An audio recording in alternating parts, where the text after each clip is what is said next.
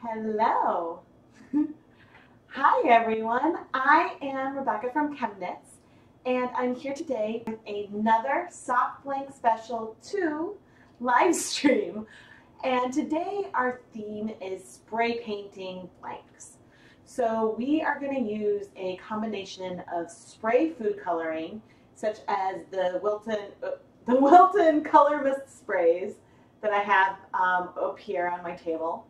We're going to use some various forms of just spray bottles and even a pressurized sprayer that is the Misto, which I am going to grab right now. So this is a pressurized spray bottle, really intended for things like olive oil.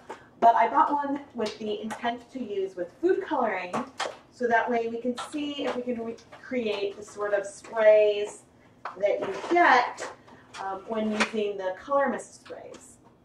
But the advantage of using something like this is that this I can refill with any color I want, and the color mist spray, the color mist sprays that are right there, if I were to, when I run out of them, then that's kind of it. And you have to buy some more, and it can be pretty expensive. So something that you can refill and then mix your own colors could be advantageous. So I want to sort of play around with this tonight. Welcome everybody. I am so glad that you guys are able to join me.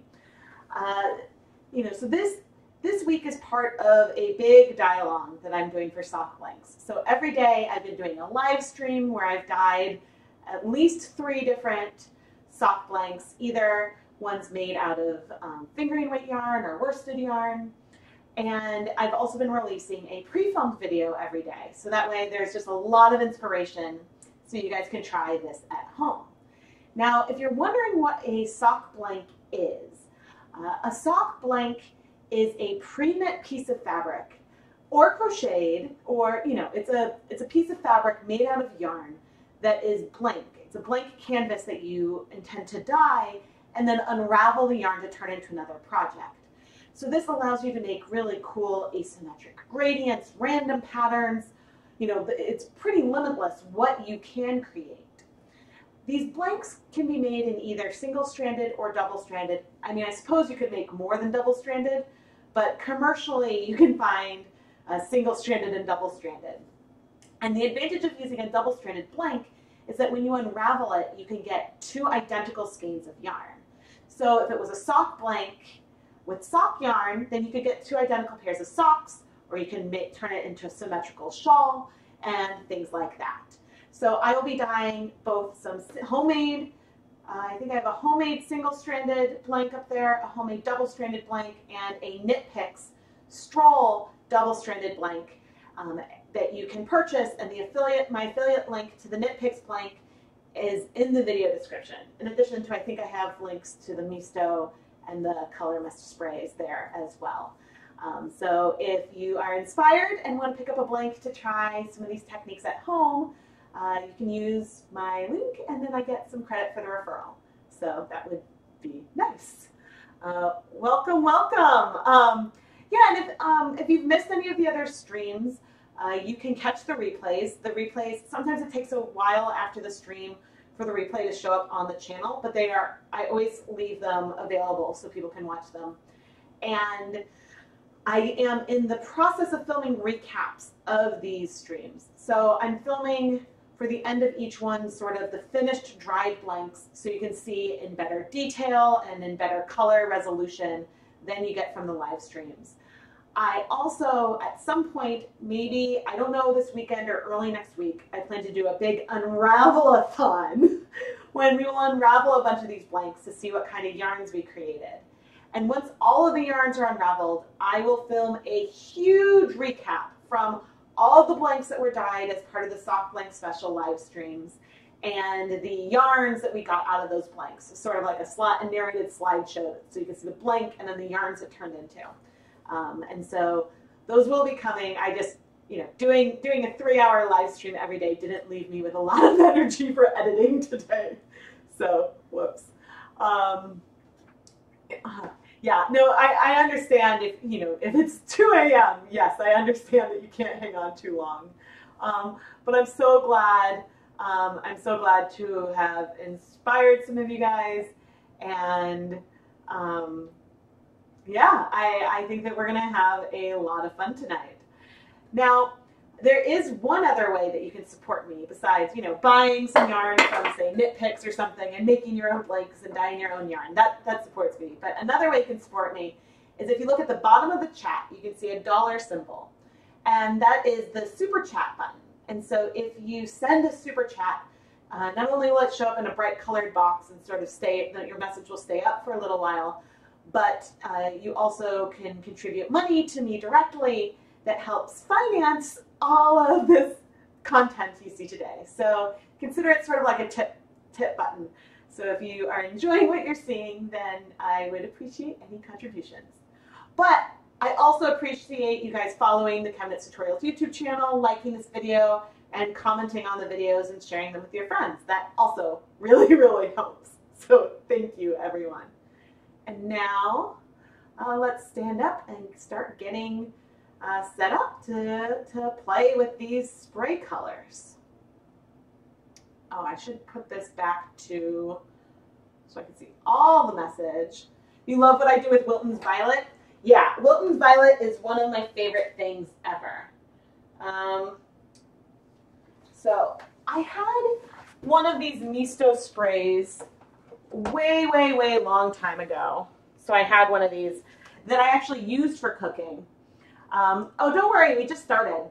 I used to use it for cooking, but unfortunately, that one, you know, I guess got destroyed in a move or something.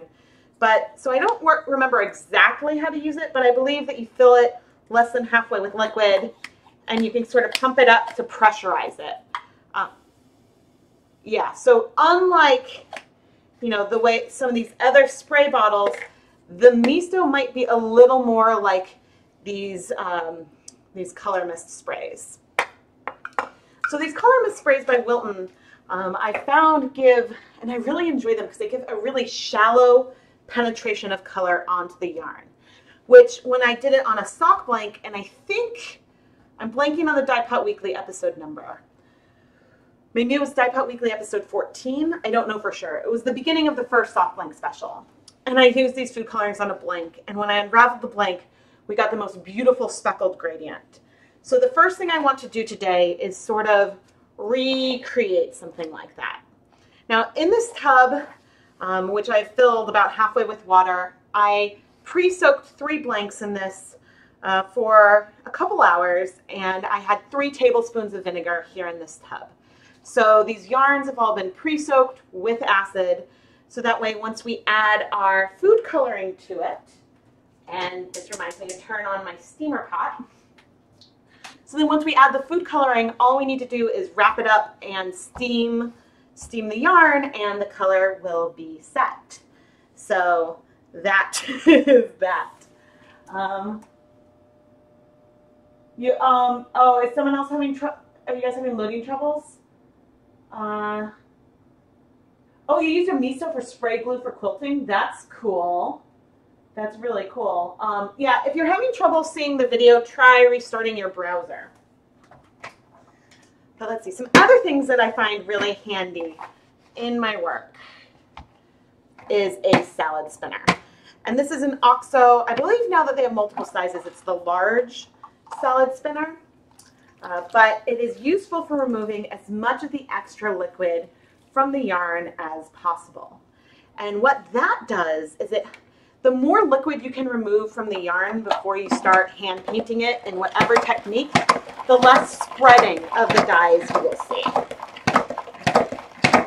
Now, the 3 yarn bases that I have to start with, and I might actually pop in another one of these commercial stroll blanks because I want, yeah, I think I might actually pop another one into pre-soak while I start on this first one.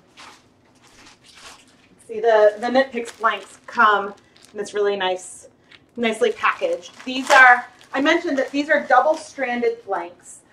They are composed of 75% superwash merino, 25% nylon. And this is a yarn base that dyes beautifully, and I use this one all the time on the channel. The other two blanks that I have in here are ones that I made myself. This is a Wool of the Andes worsted weight blank that I made on my Loops and Threads knitting machine. It's one that I did in the round. This is a non-superwash yarn, which will still dye beautifully, but we might see the colors spread out a bit more when we dye this blank. The third one I made on one of the Singer knitting machines. So it's in the round, but it's skinnier because there were fewer stitches. This one is made from Swish DK, and I actually did a double knit blank. Now, I do not recommend doing a DIY double knit blank on anything thicker than fingering weight yarn. I was able to make this, but my Singer knitting machine, I could feel the gears struggle. And it was a bit thicker than is really intended for that machine. So I don't recommend, did I already? I don't recommend trying that unless you're willing to risk breaking the machine.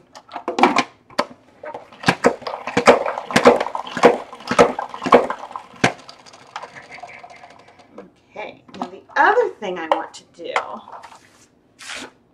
is, and in addition to the misto, and I don't know if I'm going to use this gigantic squirt bottle that I got probably at Home Depot or something, but I have these little, these are little like squirt like pens that I found at a craft store, and so I thought that that could be handy for doing some little bits of color. And okay. Trying to keep track of where I put everything. I think of all these live streams, this camera angle where I have the camera on top of my workstation is my favorite, but still taking some getting used to. Oh good, I'm glad that it's working. Could you use a dryer? Yeah, okay, so yes, Linda, yes, there's vinegar in the soaking water. Allison, I don't really understand. Could you use a dryer question? The miso bottle that I bought it from Amazon. And I believe that I put an affiliate link to that in the video description. But I now should double check. I believe I did. Yes, there's a link to the miso spray bottle. There's a link to the stroll blank, and some 3 packs of the color mist sprays as well. So, haha, okay. Yes, there were 3 tablespoons of white vinegar in the pre-soak. And I came over here, to get plastic wrap. And as I think Julia pointed out on the replay, I had forgotten to snap the side bits in on the plastic wrap, which is why I was struggling. Oh, that's so much better. So because I've been doing so many live streams back to back, I do have a shower curtain on my work surface. I found that with these food coloring sprays in particular, that you do get some color spreading sort of beyond from where you're spraying. But I haven't had any issue with like my clothes. I did this wearing a white t-shirt last time, and my clothes didn't end up stained or anything like that. So that was good. But the reason why I'm laying down this plastic wrap is so that way after we've dyed our blank, I can roll it up and then pop it into a steamer basket, which is just basically a 8-quart pasta pot with a little basket, so that way I can steam it on my stovetop. Wow, you did 5 crochet blanks today and yesterday? Woo! Oh, awesome. Awesome. Okay, so here is our pretty blank. Yeah. I've made some 2-stranded fingering weight blanks. I'm going to play with some more of those tomorrow. I haven't done a crochet double-stranded fingering weight blank, but I've dyed, this week I've shown 3 different crocheted blanks. One was a single-stranded bulky weight yarn, and 2 of them were double-stranded worsted weight. But there is actually a playlist on the ChemKnits Tutorials YouTube page. So that way you can see sort of exactly what all the videos from the Sock Blank Special, and including the sneak peek live streams where I unraveled the blanks for the pre-filmed episodes. Okay, so this is my blank, and I think, oh no, I think we're all on camera. Oh, could you use a spin cycle? Okay, could you use a regular dry washing machine spin cycle? So I wouldn't use a dryer because I don't know about the heat. But conceivably, you could use a washing machine spin cycle, especially with a superwash yarn like this that is something that is machine washable. I might be concerned about the level of agitation. Like I don't know if you could pre-soak and then put it directly into the spin cycle. So I would just worry about all the sloshing, because with the Knit Picks blanks, the ends on either end are unsecured. So that way, if I were to tug on this stitch, I would start unraveling it. And so I might be a little concerned about that. But you could also just squeeze it a lot. So you want to knit the socks, put them on, and then spray them. Hey, that's absolutely an option. There's no reason why you need to dye a blank first. I guess the one benefit is that you have more control over the way things happen. But let's see. Okay, so I also today, because I've got some semi-plants, I have this is a washable Crayola marker. And so I want to, since I plan to do a rainbow spray on this, I want to sort of divide up sections for myself in approximate, I want to divide it into approximate sixths. Not exactly, but just to give myself sort of a marking point. And I believe, I mean, this should come out. I don't think heating it should cause much of an issue. If it does, we will have some blue specks in here. And that is not the worst thing in the world. But I have used, because I just realized that since I'm heating this, I have used this on a tie-dye t-shirt that I've done. And the marker came out. But that wasn't something that I steamed. I sort of washed it right away. So we will find out. Oh, thank you, Beatles fan. Thank you so much for the super chat. You decided to you crocheted 7 blanks so far? Woo! Yeah, you could, absolutely, that's a great suggestion. If you want to get the water out of your blank, but you don't have a solid spinner, you could roll it up in a towel and step on it, just like if you were going to block any other hand knit that you were making. So that is something that would work great. Now, I haven't used these. Ooh, I kind of want to move my computer a little further away. I don't really want it to be in the line of spray. All right. So my plan with this first one is to have it basically be, you know, red, orange, yellow, green, blue, purple. And so let's start. I started in the last one with green, and so let's start with green again. Orange, yellow, green. So green will be right here. All right, are we ready?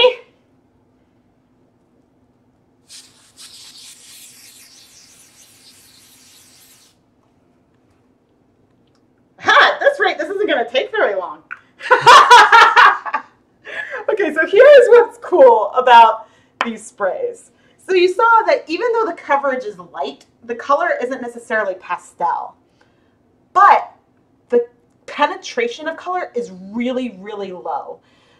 Because there's so little liquid, I think it's mixed with some kind of alcohol. Yeah, the first ingredient in here is ethanol. Because there's so little like liquid that comes on, it just sort of sticks on the top. And I think that is really cool. So you have 3 skeins of bare yarn that you want to over dye. The yarn is 65% acrylic, 30% nylon, 5% cashmere. Yes, nylon will dye with food coloring. So you can absolutely dye that. Now, anything that has a high acrylic content will become more pastel. If you Google the ChemKnits 10-hour Afghan, you can see there's some pictures of some of the yarn that I dyed that was 20% wool, 80% acrylic. And that's how I started off dyeing in the first place. So I don't know if you can see, there's sort of clouds from the like alcohol of the spray that sort of like are coming up. It's not a smell that bothers me or anything, but it's just something to sort of be aware of. But I was concerned that that was like particles of food coloring coming up, but the food coloring really does stay in the blank. It stays sort of, oh cool, my marker turned teal.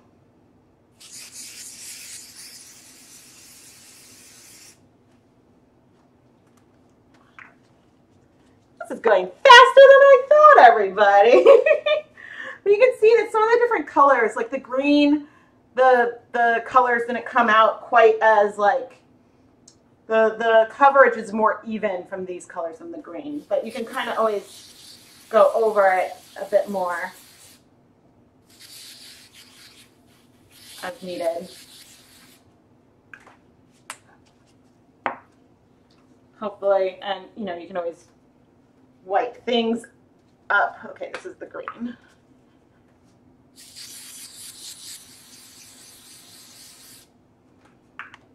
Giving a tad more coverage. I think I'm going to give a little more to the yellow too. Poor yellows sometimes get the like shaft of all this, but let's check. Yeah, you see how little color penetration there is? So in the last rainbow gradient that I did, I had a lot of, I had more white space on the front. So I'm curious about how speckled this will read as I'm working on it. And sort of wiping some of that up. And I do want to check. Let's see what happens on my floor.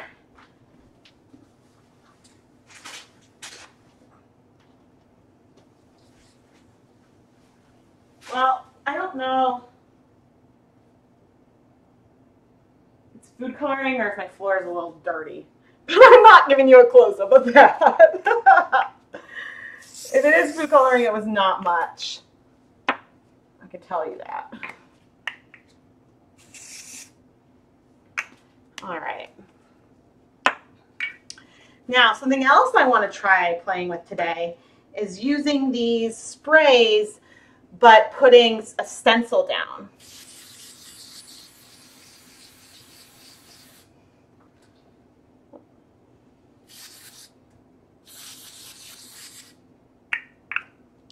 And so I think that that's something that would be really fun to play around with.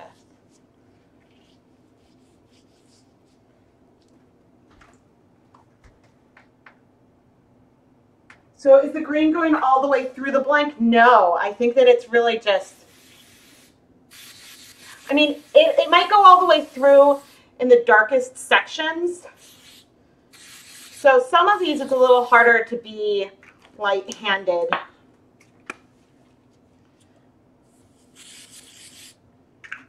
But the color really is light, and I expect that we should have some really cool speckling that we get. But I do need, ooh, it's a bit cloudy in here. I do want to take a picture of this. Now, I think it would be really cool. I'm not going to do this right now because, though I'm really, really tempted to put the stencil on it and do some black. But right now what I'm doing is just taking pictures for taking some pictures for the recap. So that way if things spread out and end up looking differently, then I have a record. I do want to paint both the front and the back of a blank today. That is actually on my list. And that might be why also I do a second, I added a second stroll-in. But see, as I'm rolling this, do you see what the back looks like? That is low color penetration. So you can see some of the color coming through, but you also see a lot of white. And the thing about this that's awesome is there is a lot of color left in these sprays as well. So now I'm going and I'm setting this in my steamer basket. And I set a timer for 20 minutes. Slowly. And so we're going to let that go for 20 minutes.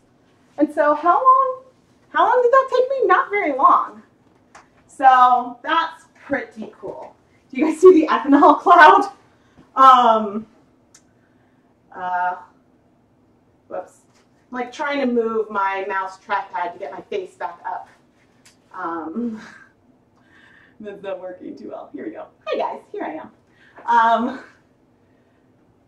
Yeah, aren't those colors gorgeous? So let's see. Yeah, the thing with making your own blanks, and especially crochet blanks, and I talked about this a little bit in the pre-filmed episode, is that ultimately the crochet blanks give beautiful results, but it does take a couple hours to make. And so really, it all depends on if you're curious and want to try it, then it's absolutely worth it to do.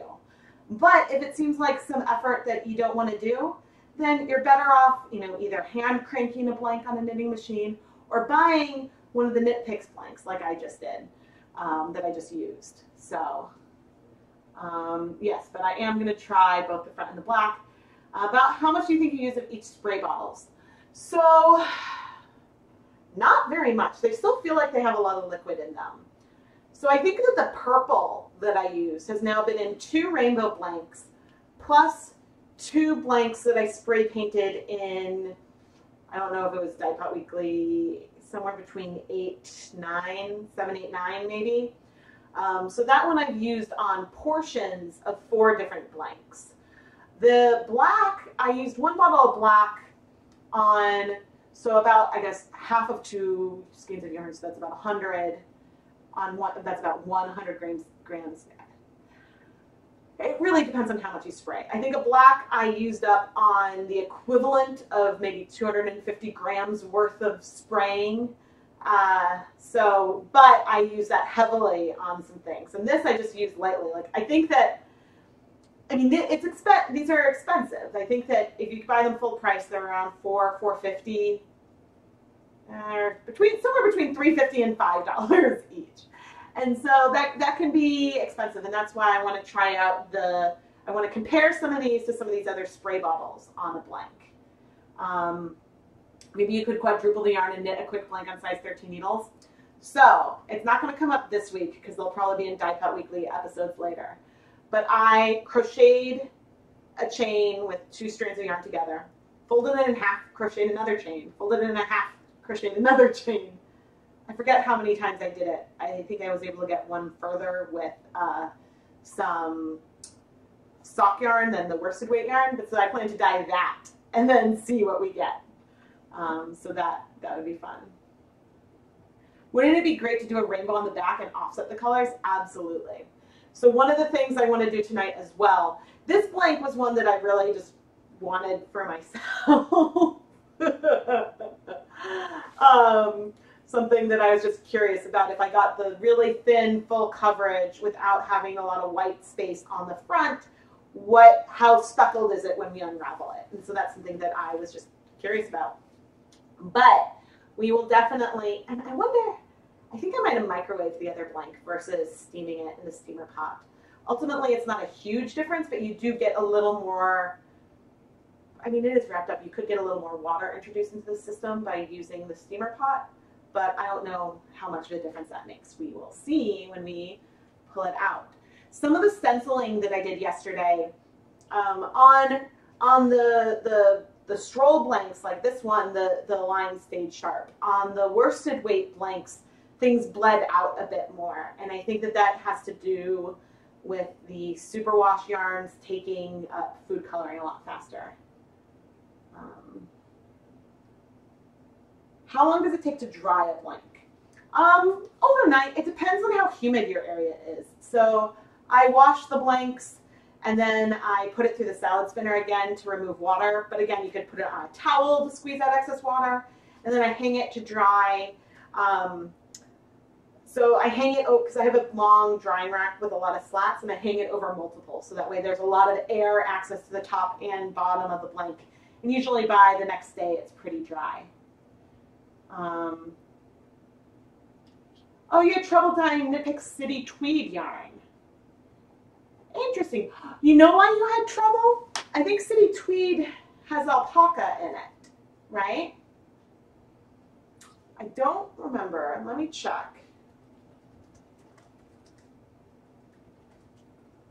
Because I dyed an alpaca blend, and I found that it had, yeah, the City tweed is 25% superfine alpaca. It's 20% of the Donegal tweed, which is probably a synthetic fiber, and so that won't take up dye. But alpaca takes, I found just from dip dyeing, it takes more acid and a lot longer for colors to absorb. So I don't know if you're hand painting. If you're kettle dyeing, I think you just need to up the acid a lot. I haven't tried hand painting with it yet. I do have one alpaca blank that I want to do something with. It's 100% alpaca at some point. So, oh, but you dyed 100% baby alpaca and had no problems? But yeah, I mean, hey, for me, like, you know, I'm sorry that you were disappointed in the yarn color, but the nice thing about disliking a yarn color is that you can always over dye it, as you suggested. So that's fun. Yeah, I have a little PVC pipe cutter. Actually, let me grab it. Because you guys were talking, okay. So it looks like in the future when I set up live streams after this week, I might be able to save the live stream chat. But for tonight, people were talking about making their own nitty knotties. And I do have videos on the channel about making DIY nitty knotties and the parts you need. But I bought from Home Depot a cutter that looks like this. And I use that to cut my PVC pipes. It's not the easiest thing to use, but it does work. So yeah, alpaca does dye, just not fast. All right, so I had some plans, but how long ago did I add the other stroll blank? Because before I proceed with the other yarns, I kind of want to play around with comparing all these different ways, all these different sprays. So I think I'm going to pull out that other stroll blank, since I know that the Swish DK will absorb food coloring really nicely as well, but I think that I want to oh yeah, because those ones are both in, ooh. You can see I'm like debating with myself what I want to do. So with the double, with the ones in the round, I do plan to dye on one or both of them, a color on one side and a color on the other. But that's not front and back on the same piece of fabric. So, and I know that's something, well, okay, I'll try to do that on here. We'll play around with some of the different sprays. We'll see the penetration, and then I'll add some color onto the back as well. I think that this one might have a little more water in it than the last one, but I also didn't pre-soak quite as long, but I think that's okay. Oh, so the wool alpaca blend that's being talked about in the chat. So in the steamer for 40 minutes, and then 50 minutes. And how much? Yeah, how much acid did you have? Yeah, that's a bummer. Yeah, so the Donegal nuts will probably not take up any dye. But I will, so I don't think, I might have some City Tweed. Did they discontinue that? I can't remember which ones they discontinued. I have some City Tweed that I've used for myself that I could always potentially try with over dyeing. But I do also have some alpaca blends that I'm excited to dye. So, okay. I still have my stencils from yesterday as well. And in addition to that, so we've got our misto, we've got our big spray bottle, and I have some colors that I saved from some of the other days. So right here I've got, this is just some Wilton's teal. This is some, oh, I think that this might be creamy peach. And this is a blue that was a mixture of a bunch of colors that I had one day. None of these have any of the guar gum in them. I did save a bunch of the guar gummed dyes the other day, and look, when I spin it, it like coats the bottle, which is pretty cool. So let's see. Let's go ahead, since I have this big guy. What I don't have is a funnel. So, shoot. And of course, I promptly spill. But the good news is I only got a tiny bit on the blank. Bummer.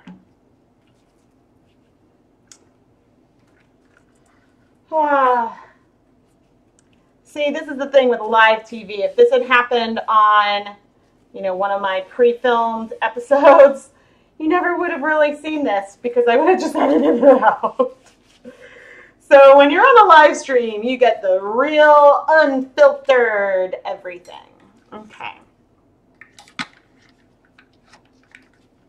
And this is also why having your counter protected is a good thing. Now, for filling, I should not do this over the blank. For filling these, one of these little spray guys, I'm not sure if I'm entirely off camera. If I am, I apologize. Ah! Oh. Oh, hi, Indy. Yes, honey, I forgot. Okay, Indy, do you want to go outside? Why do I feel air? Oh my goodness. The front door flew open. Oh, good boy. Good boy. Good boy coming to get mommy. Okay, that was freaky. We have a bell on our front door that the dog rings when he wants to be let out. And so I thought, oh, I forgot to like put him in his crate for the stream. And oh my gosh, the front door was wide open.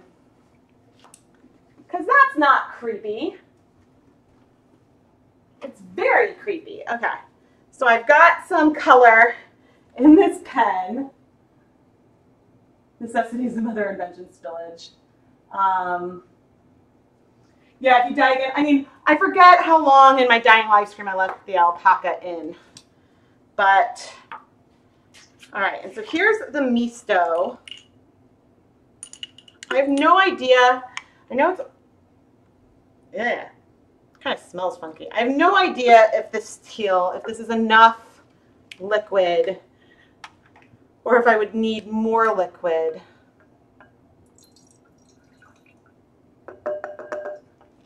But just to try things out.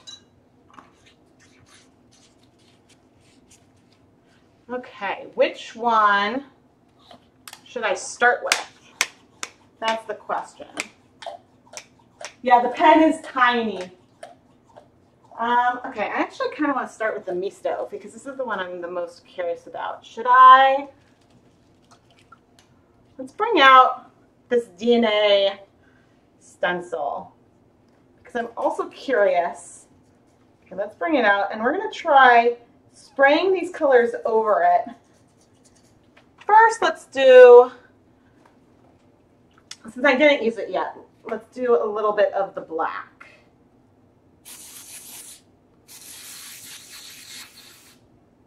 Okay, so that is our Color Mist Black.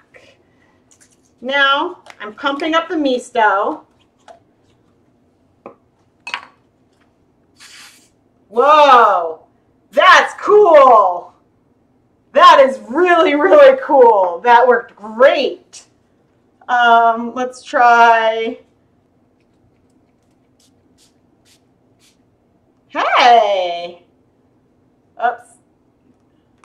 Kind of didn't leave space for our next guy.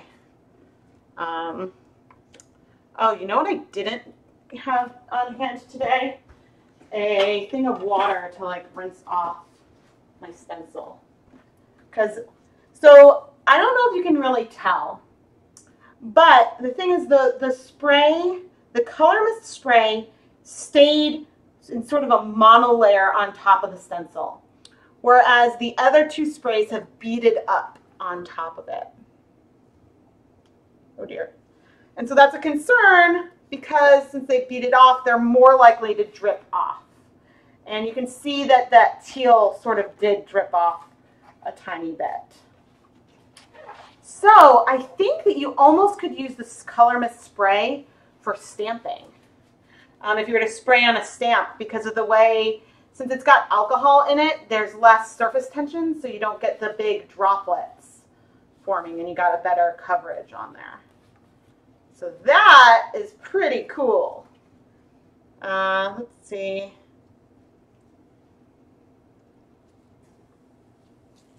Okay, let's continue with our DNA that we're doing. Can unflavored gelatin be used instead of guar gum? I don't know. So someone looked up and saw in one of the comments and told me that guar gum has is much a better thickener than cornstarch. Okay, I don't feel anything happening yet. Oh, maybe am I screwed all the way down? Okay, there we go. Ah!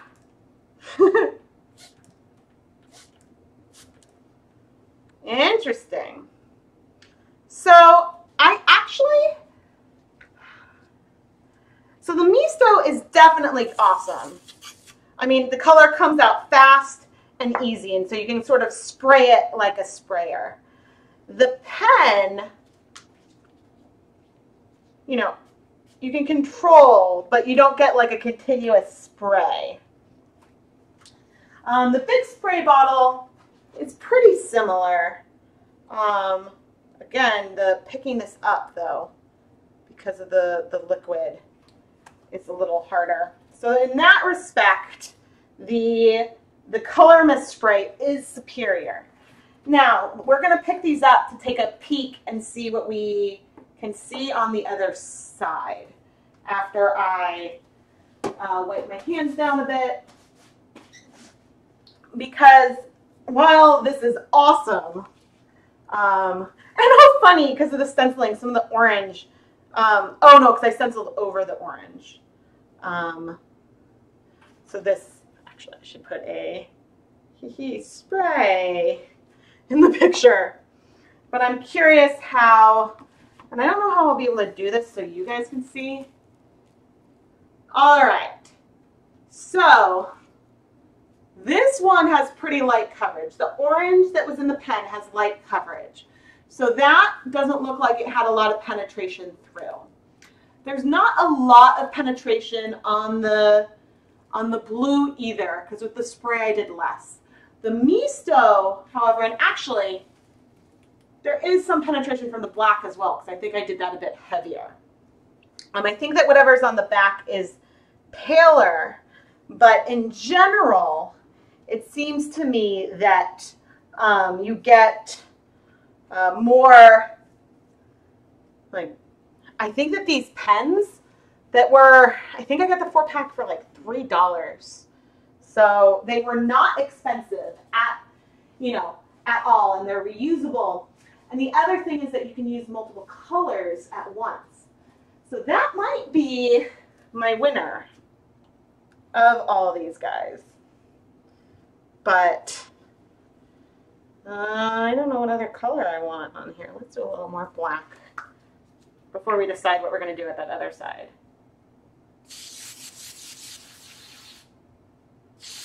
But yeah, you can see how this doesn't really even bead up. And actually, when you look at the fabric, it almost seems like the color is sort of on top. I think I'm going to try the miso again and try to do a really light application. Can you wipe the stencil with a paper towel before you pick it up? Maybe, but that might help. I worry a tiny bit. Yeah, so the miso, even with these little sprays, so the spray goes further. See, I don't know if you guys can really tell the halo from it. Okay, but that is our first blank, and I'm getting a heat-safe dish.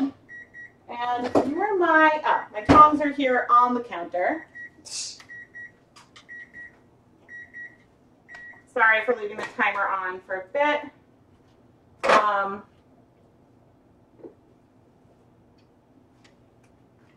But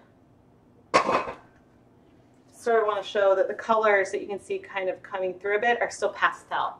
I think that we'll still get some really cool speckling there. Okay, so let's see. There's a comment about trying to use the paper towel on here beforehand. The concern is like, because it shifts the stencil, if it would, maybe that does help a bit. But I know people were really curious to see stenciling on blanks. So I am happy to oblige. Oh, this shower curtain is one that I just use as a painting backdrop kind of thing. So, yeah, the colored pen is intense. I forget what the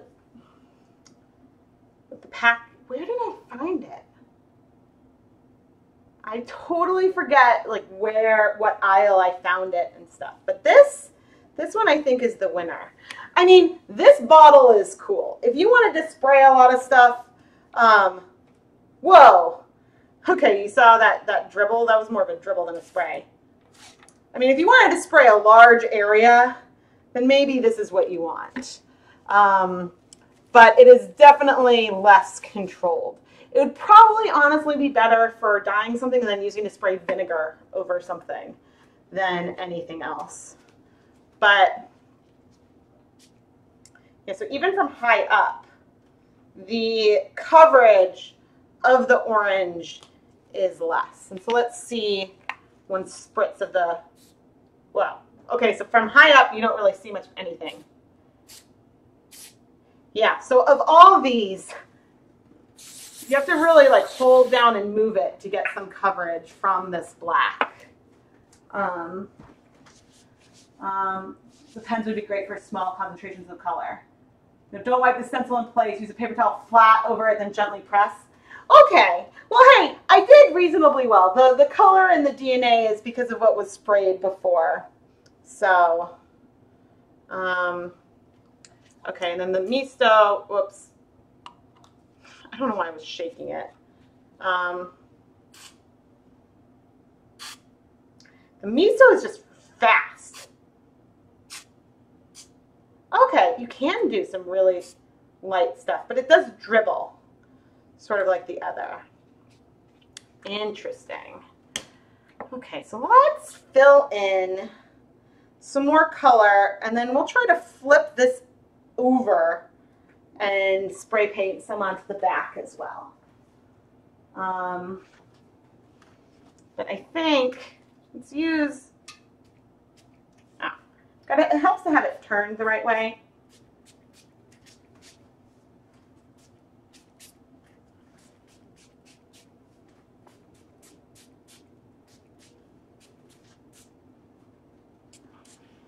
Okay.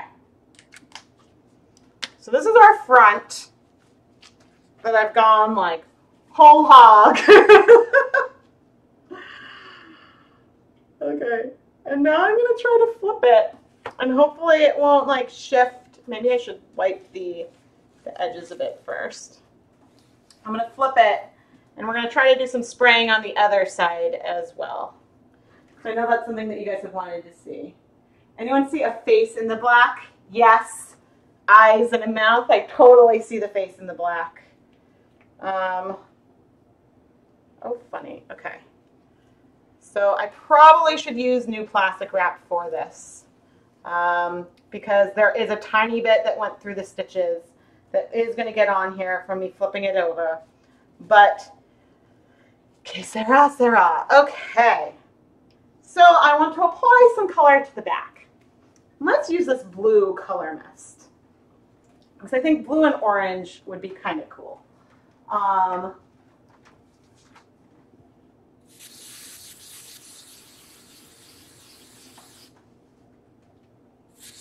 And I also know that this one will allow me to do the lightest amount of coverage on the back. Now I could have done sort of like a gradient on the back as well, but I am curious what this will look like when I unravel it. I mean, clearly you could still see the DNA through it, but you know, we'll see. We'll see how this looks. Whoops. And now into the steamer we go.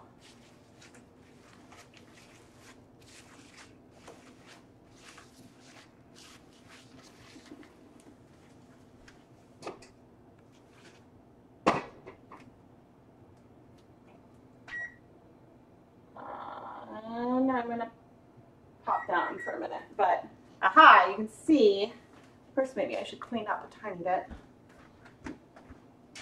Ooh, the one thing, you don't get that ethanol haze when you use some of these other colors.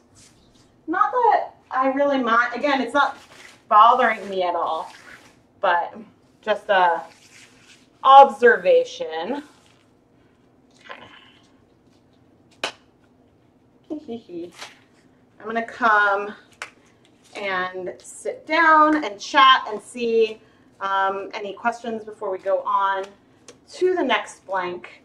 But actually, the other thing that I think I'm going to do is I'm going to send you guys to a brief commercial break. Not everyone might see it, but this is something that really helps the channel. So I appreciate you taking the time to watch it. And since there's a delay, if I'm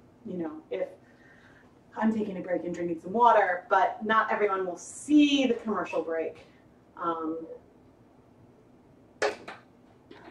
haven't actually pressed the button yet because I'm waiting to see my head pop up on the replay. There we go. Okay. I have inserted the ad, so some of you will see the ad. But it's not something that's visible to everybody, so if you don't see it, don't worry.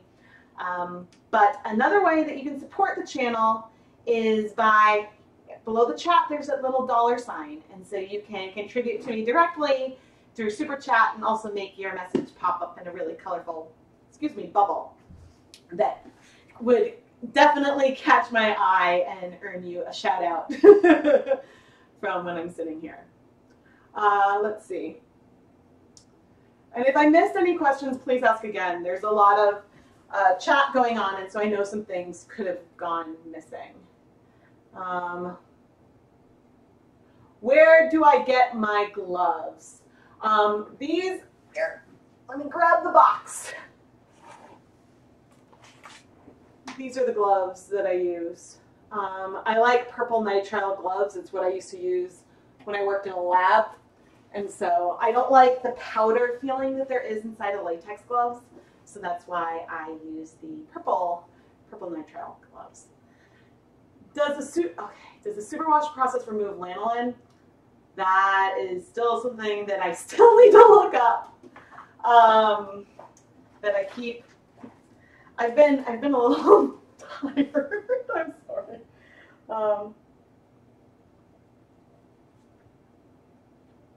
I mean, I think that the amount of lanolin that is in wool yarn can definitely affect the depth or like how easy it is to dye something. Because if you think about like it being more oily, that could be harder for colors to sort of take longer for colors to get into fiber maybe.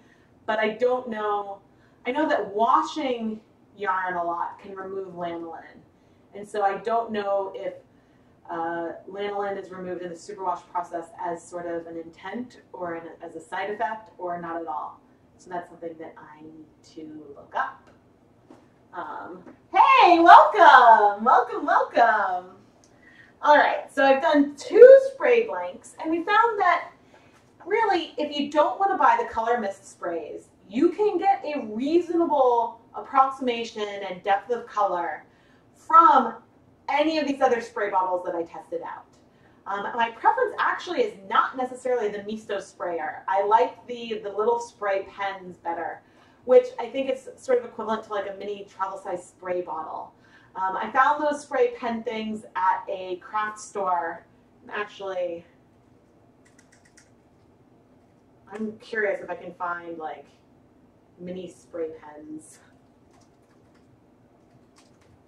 I'm just searching Amazon right now. Mini spray bottles. Maybe I should call it pen.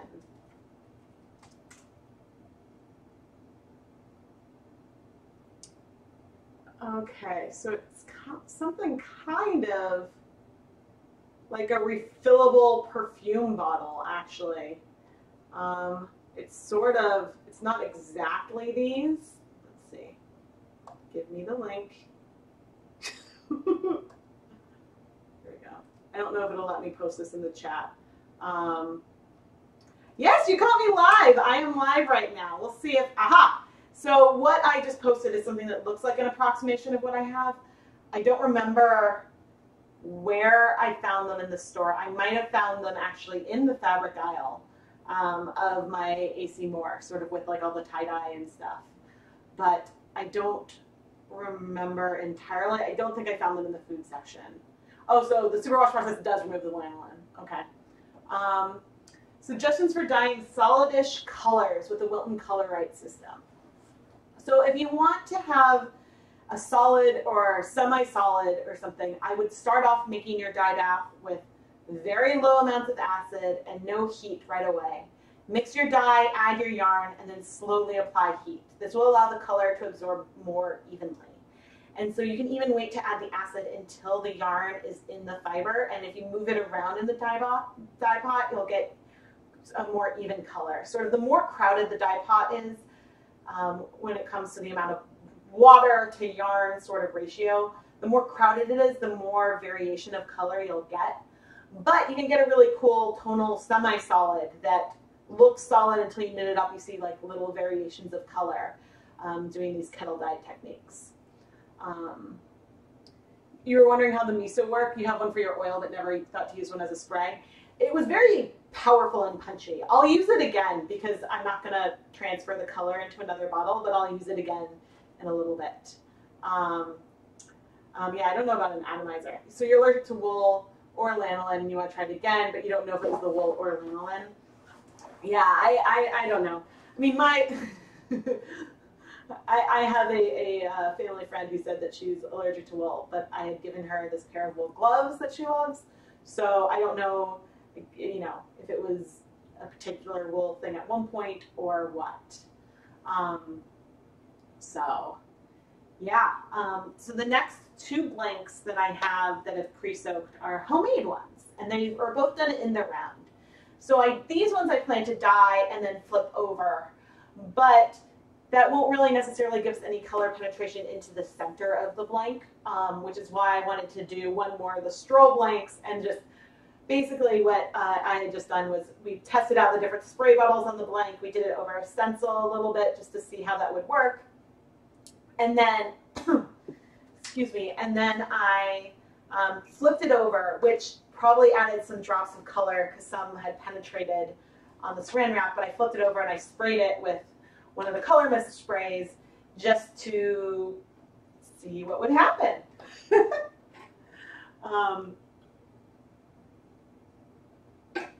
Oh man, okay, so I did get some requests for colors today. And now, okay, lime green was a request that I've had for a while. Cornflower blue is a request, but I might play with that some tomorrow when I do some speckling. But that cornflower will definitely be one that I do in my next dip dye-a-thon. And I guess maybe it was all those sound good. The cornflower, lime green, and I forget what the other requests were. Okay, do you guys have any color requests? So the two, did I write down in my little sketch Friday ideas? Okay. So the two blanks I have is I have a double-stranded DK swish tube, and that's the thin tube I did when I was pushing my Singer knitting machine to the limits. And then I have a, and this is not flat, a Wool of the Andes round flat blank that I have done sprays on Wool of the Andes before, but not a Wool of the Andes blank. Periwinkle. Interesting.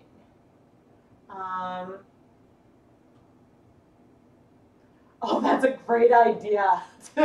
Yeah, to get some lanolin from the breastfeeding section. Babies R Us and Target have that too. You always like red. Well, I have red in the color mists. I thought I had pink, but I forgot that it was the orange. Okay, I'm gonna stand up and which one is, yeah. I was like, which camera is my face? And which one is the other one? So on one of these blanks, I want to just dye one side and then not the other side and let the other side be more of a pure white. So we kind of have these irregular repeats of, woo, and it's ethanol up here. Not problematic, but oh man, I definitely noticed like a little bit of a haze. Okay, but I have 3 more of these pens, so I can do 3 more colors. And for the lime green, what I'm tempted to use, because if I was going to use the color right system, that would take, I think, 15 drops of yellow to get that right. So I think what I'm going to try to use is, this is McCormick's neon green. Because I've tried in the last few streams to get us a lime green, and I have failed, and so I feel bad because I want to make everyone's color dreams come true. So let's see if this will stand up. Let's add. That does not look that limey to me. Things are just not yellow enough, huh? I forget if I added 3 drops. Oh, that does look lime green. Hooray! I totally cheated though because I didn't mix it. On camera it might look a bit yellow, but it definitely has like a hint. It's definitely more of like a yellow-green versus, you know, it looks way, way more green when it's mixed in the water than it shows up on here. Okay, so I have lime green, I've got orange, I've got a deep blue and a turquoise. The rainbow, I have the rainbow at our disposal from the color mist sprays. And so let's see, were there any other? So periwinkle, don't stand up, ethanol, chartreuse. It's never failing if you're having fun. Yes, of course. I just, you know, it's hard when you want to get a color, and part of the problem with some of these colors, and I mean, at least Wilton provides like a really nice mixing guide with the color right system. But the problem with some of these mixtures, it's like, you know, this color shade of lime green is 30 drops yellow, 2 drops blue. And that's just a lot for the scale that I want to use here. But the other issue is that to have a yellow be yellow and not orange, it has to be way less concentrated than some of the other colors, which is why they get like really overwhelmed, like the yellow gets overwhelmed really, really easily. But I got my 2 other pens, so chartreuse or periwinkle. I wonder, let's do we'll see how close this ends up being to the the violet. I guess I've done this shade. Actually, I'll do this one that I've enjoyed. This is going to be really concentrated. I'm going to do 2 drops of the Colorite blue and 1 drop of pink. It will break. It's a color that breaks, but I'm not sure if it will break as the food color, as like a mist. Because, you know, the violet spray, I mean, maybe it breaks a tiny amount, but it's not really visible, I think, because the color penetration is so short that it doesn't really have space to spread. Whew. Okay, so I think, let's spray it onto here. Okay, that is not really a periwinkle. That's a blue. Let's add, this is concentrated. Let's add another drop of pink. So I was looking at the color selection over there. But this is also, I probably should have just done 1 blue, 1 pink. But that's okay, we like to learn. But yeah, you could see how much more concentrated this one is versus the green.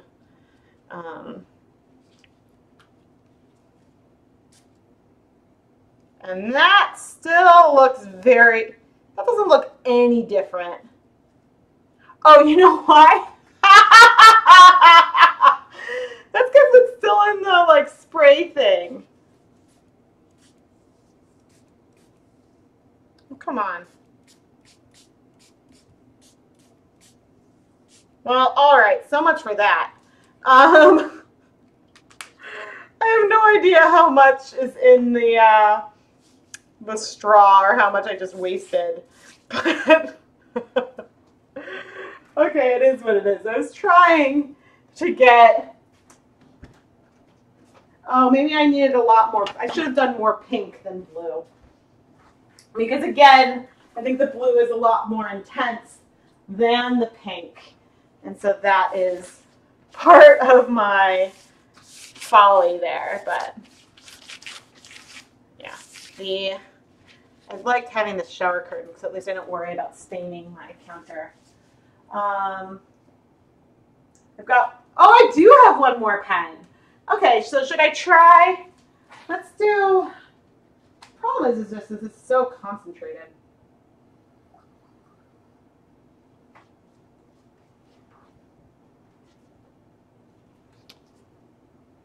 Let's try 2 pink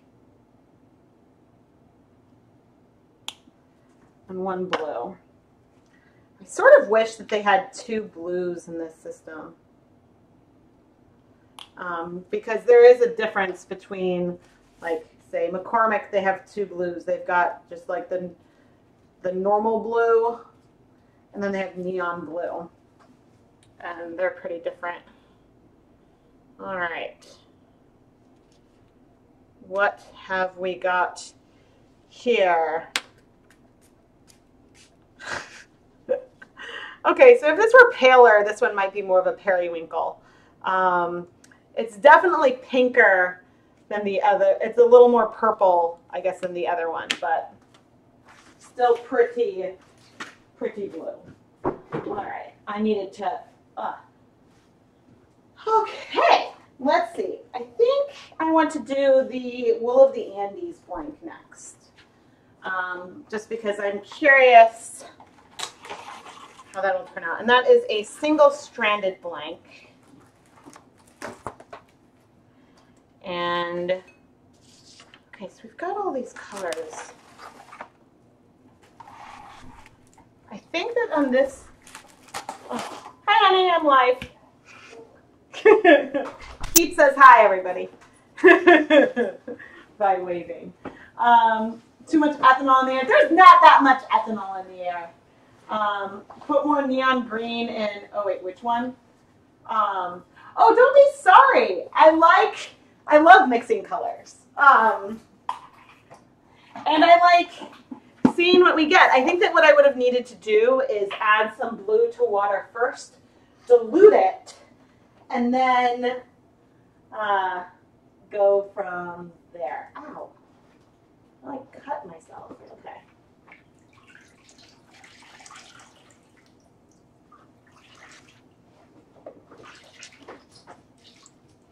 Okay, so this is our wool. Oh, I'm going to put it through the salad spinner. Are you going to go upstairs? Have fun. I'll see you later. Oh, because you're asleep. You're going to watch me? Oh, okay, I'll call you when I'm done.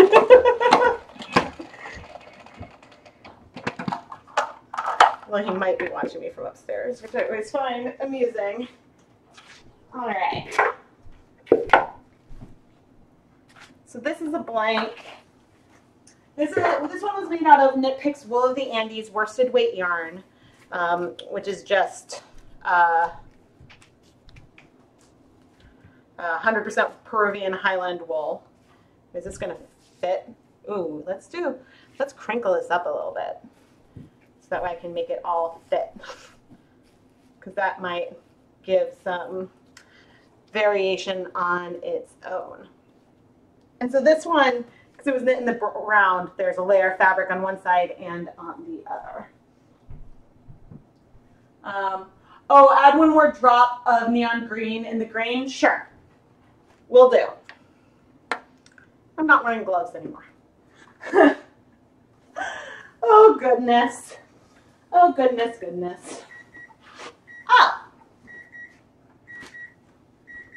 Our second blank is done. And with any luck, this will cool off enough so that way I can maybe unravel it so we can take a peek at it when we're done. But,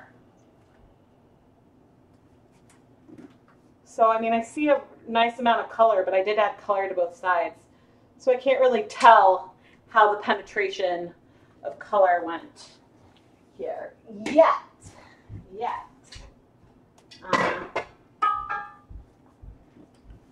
Alrighty, I think, oh right, I was going to add another drop of the green to the green.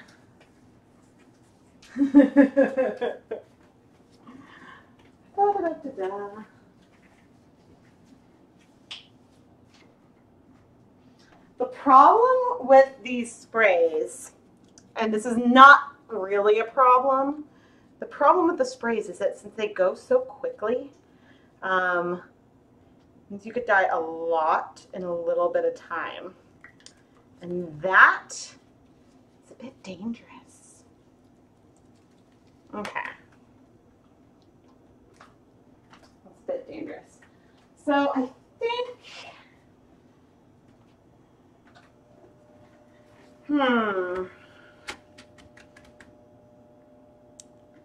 okay, I sort of want to try, and maybe I'll do this first. I sort of want to do a semi-gradient of one color on one side and then just do something random on the other. So let's move my phone. Okay.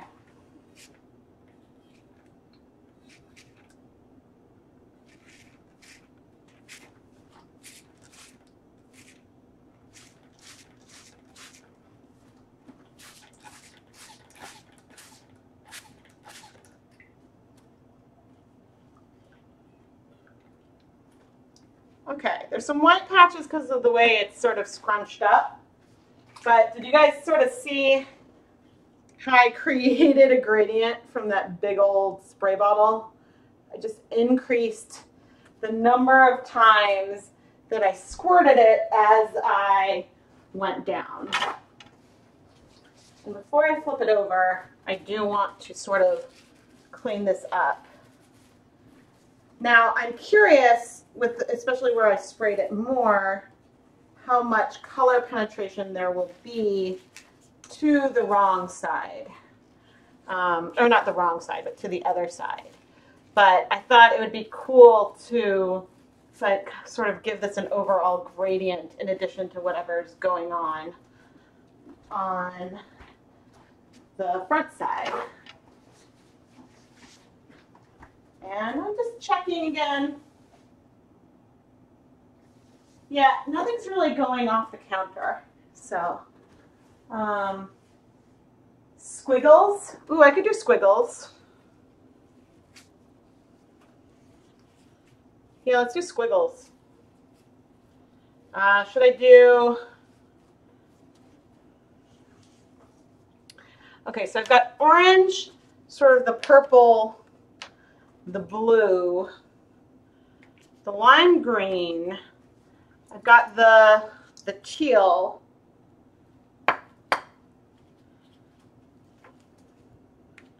Now, I mean, I could do that and sort of skip the orange. Maybe I should skip the orange, or do we want some pops of orange in here? I also have all the other rainbow colors, so there's that. Okay, so I'm seeing almost no color penetration to the second layer from the light end. From the darker end, when I sprayed more, the dye is starting to come through the other side a tiny bit. Just a tiny bit. Okay, so let's just kind of go for this. Actually, because I could do, well, I don't know how, yeah, so see, squiggling, since these are short bursts of color, squiggling is potentially a little hard.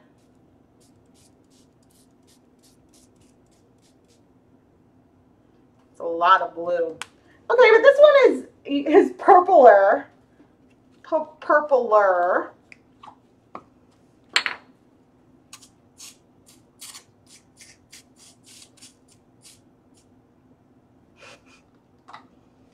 I'm getting more of just like a gradient. This is reading. You know what I'm going to do on this? This lemon line right now in this light coverage is reading very yellow, but I'm going to spike it.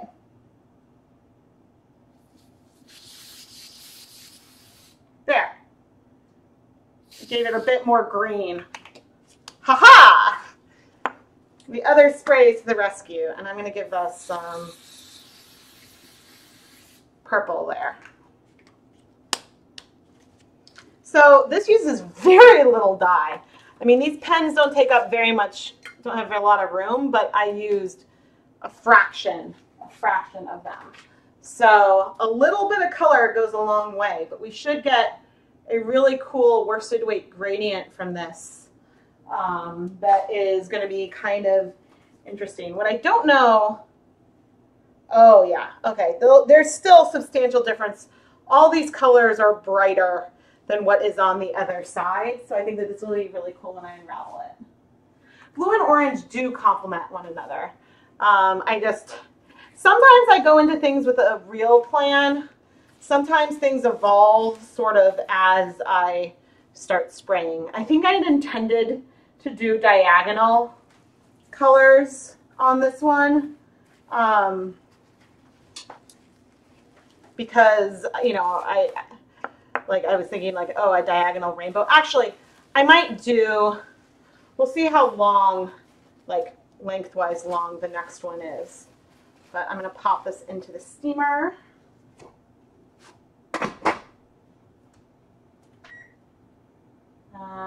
20 minutes. Yeah, I'll need to see how long the other one is, but I think I might do just like a rainbow on there. I mean, I'll use these again when I come in when I do the speckling stuff tomorrow. But a little bit of the color mist sprays goes a really long way. But actually I am going to send you guys to a brief, well, I don't know how brief because I don't control it, commercial break in just a moment as I stop and drink some water and figure out what is going on with my hair. but so that way I can just drink a little bit of water.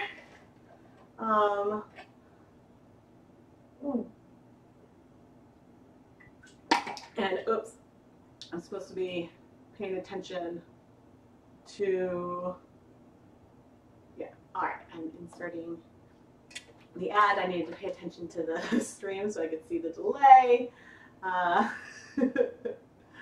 But this way I can catch up on the chat.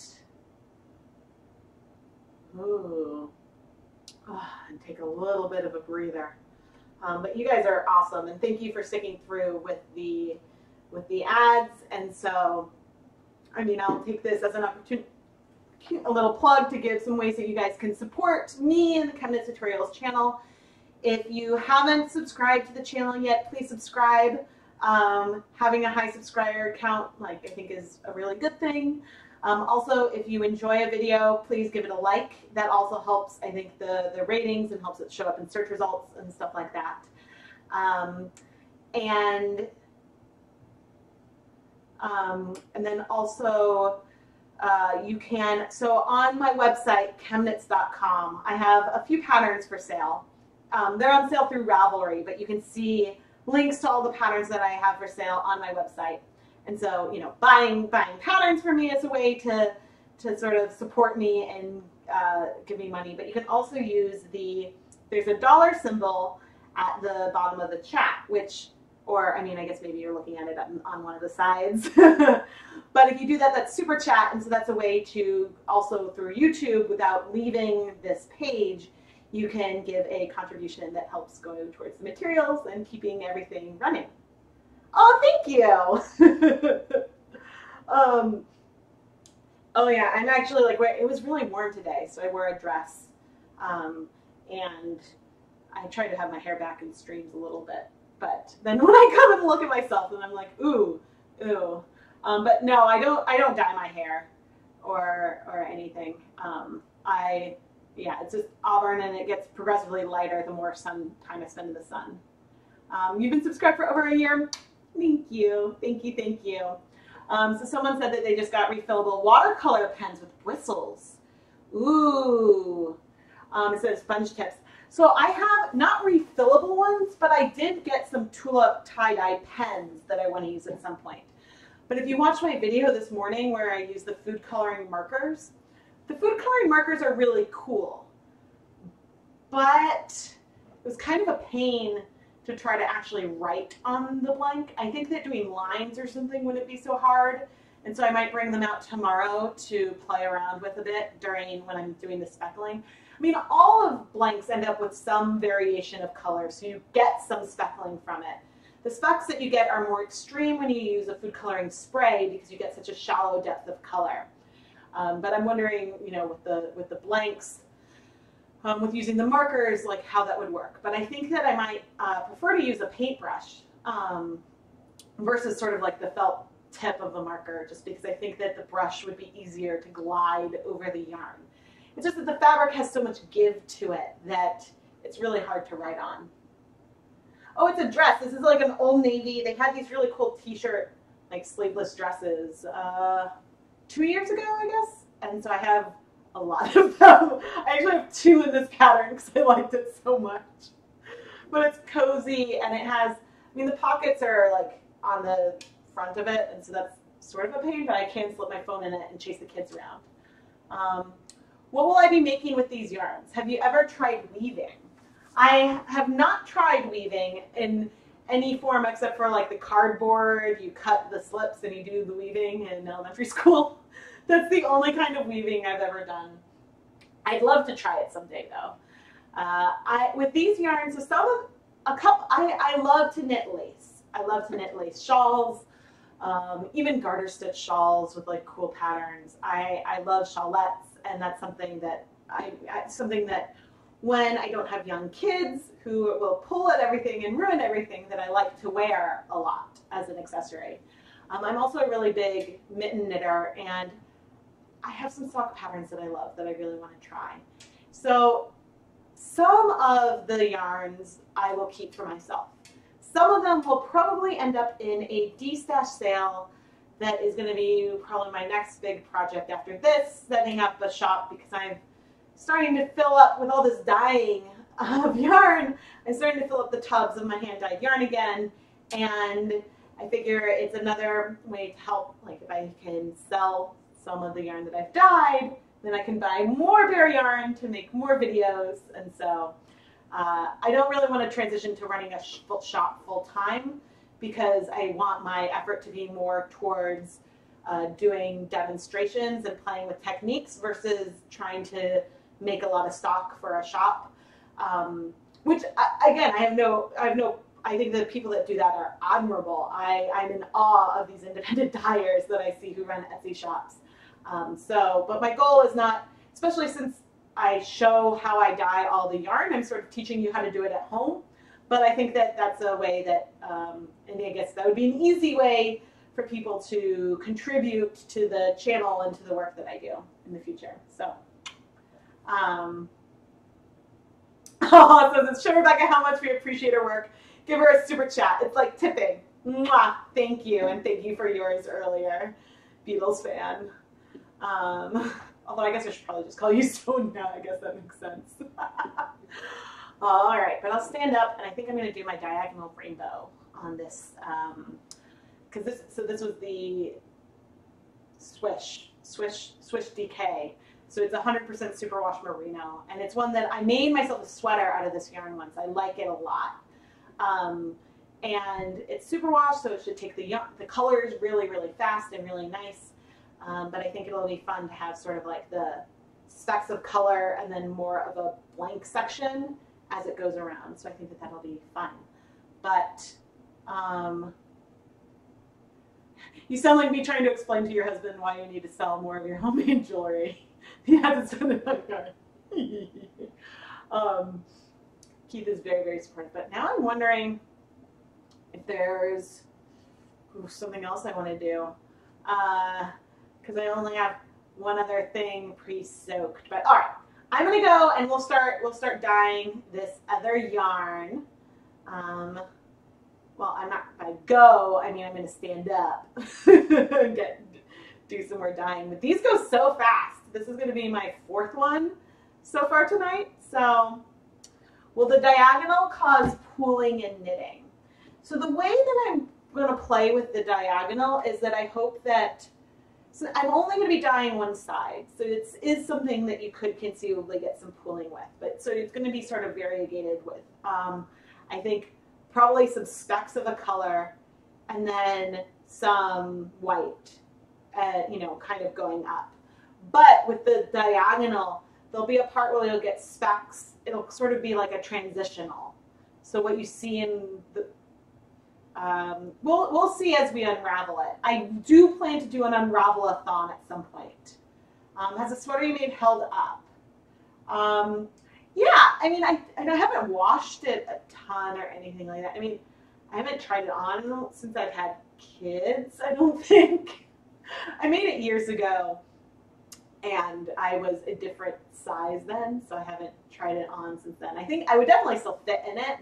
I don't know if I'd love how, because it would probably just ride up a bit more.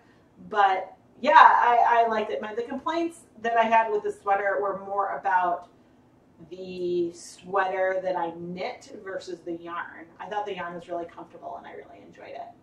Oh, Pat, thank you so much for the support. Thank you, thank you. Thank you for the super chat. Oh wait, before I show my messy house. Turn off my head before I scooch over. But those bright colored boxes are very, very exciting. Okay. That is going swimmingly. And let's lay out some more plastic wrap. Now, what I'm debating is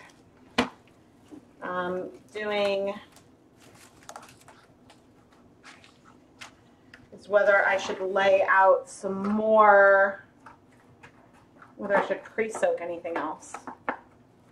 But tomorrow, I'm going to be doing stamping or not stamping. That's what I did yesterday. Tomorrow is like speckling and sprinkles. So I have a bunch of different sprinkles that I'm going to use to add specks to things. And I have, I also have, I'm going to do some, like I've done some videos where I've done speckling with forks, and I have some things that I want to play around with that with some of the Wilton's colors. But we also might try, I now have like a big, I'll show you my pan.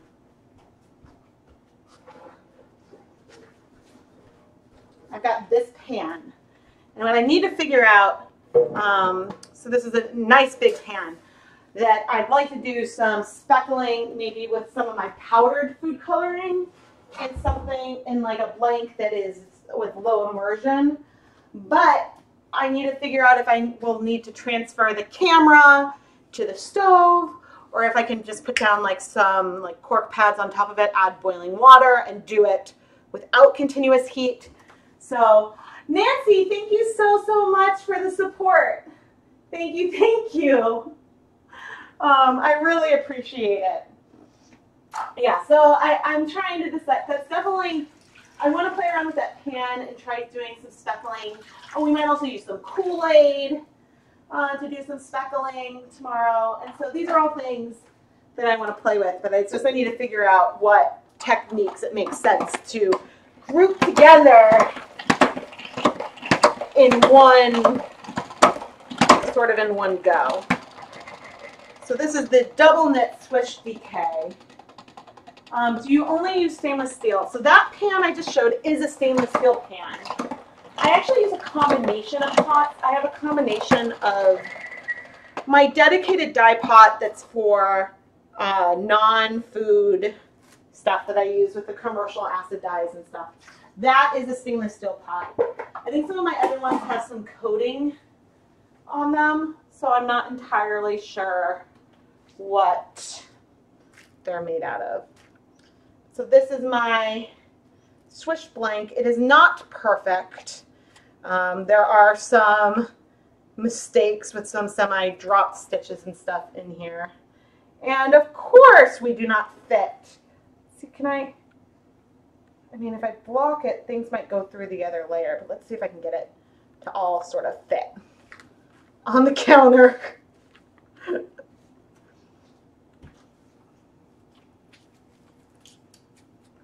Oh, blast. Okay, let's turn it into a bit of a, okay, let's do, I guess I can add another layer of plastic wrap and turn it into like an arch. You learned so much from me and appreciate all the fun you've had. Oh, God, thank you so much. I really appreciate that. You know, and I know so many of you have shown me so much support this year through all of the encouragement and comments, and many of you backed my Kickstarter campaign last fall, and it's just like really, I was made the decision that I sort of wanted to go like big on the YouTube channel, and you guys have made this so much fun, and I'm so grateful for all of you for helping me get to where I am. So it's kind of appropriate that I'm going to be dyeing this a rainbow, isn't it? Now that we have this little arch. But these color mist sprays are lasting for a lot of stuff. So that's pretty cool. Okay, so let's think. If this is middle, do red, orange. Oh, I need to think about my angles. So let's think. If I do, okay, because see the way that this goes in this row, that if it shows up speckled, there'll be some red, but then also some orange in that section, and then it'll be kind of white along the back, ish. At least that's the thought. I have no idea how far of penetration this will go, but that is one of the questions that I have. And I might need to do that up higher. But I want to make sure the angles, maybe this needs to go up higher.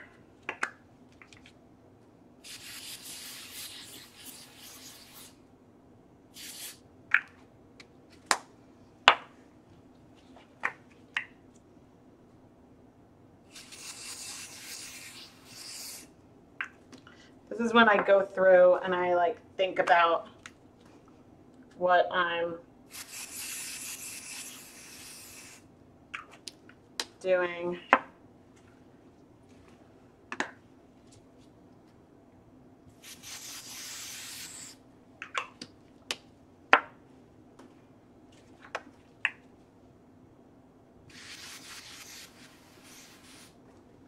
Okay, that kind of works.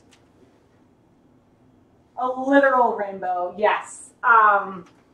Oh, it's my pleasure to share my knowledge. It wouldn't be very fun for me to sort of dye yarn in a vacuum. So I am curious. I'm very curious about the level of color penetration and getting to the bottom. So right now I'm using these Wilton Color Mist sprays. And this is 100 grams of superwash merino yarn that I knit 2 strands together to form this blank.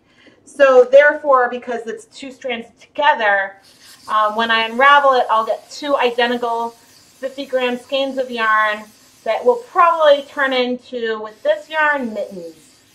Fingerless mitts or something is what I have a feeling that this is one. I love rainbows.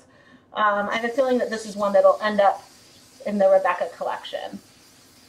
But I never know for sure, Especially because there's a big purple section.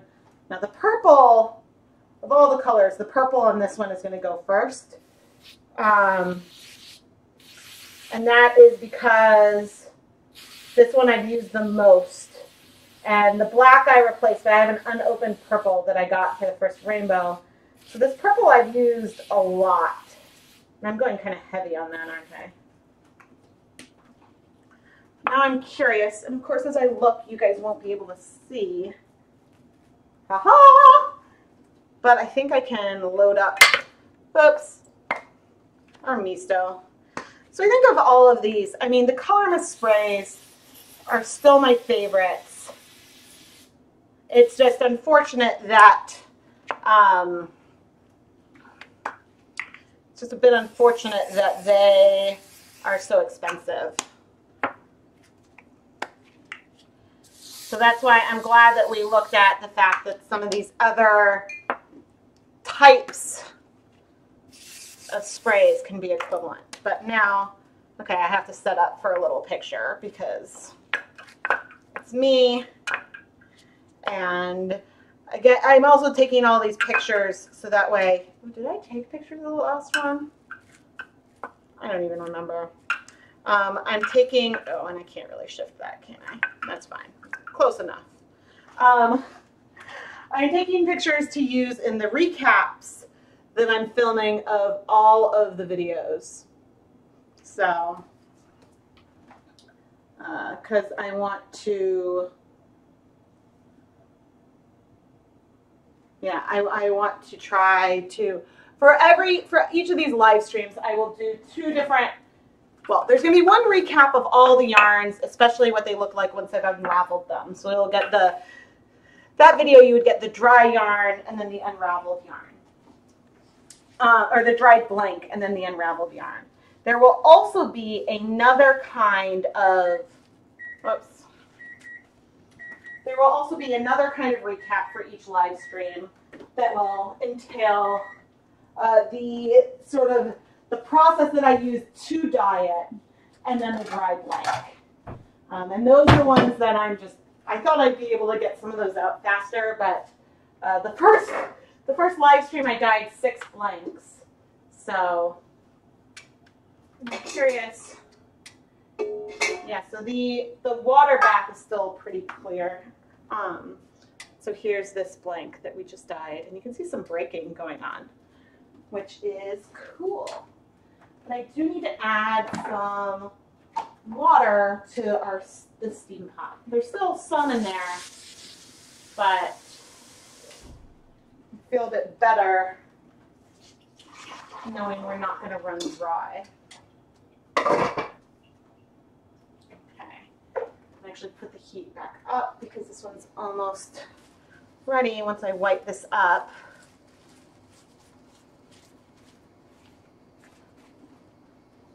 But I'm really curious to unravel this.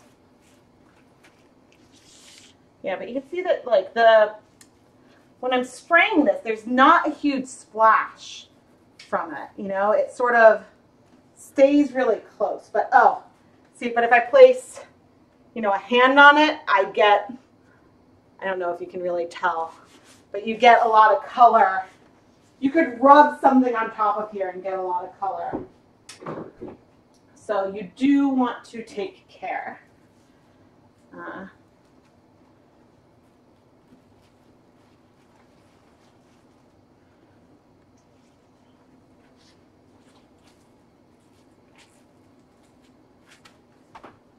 see.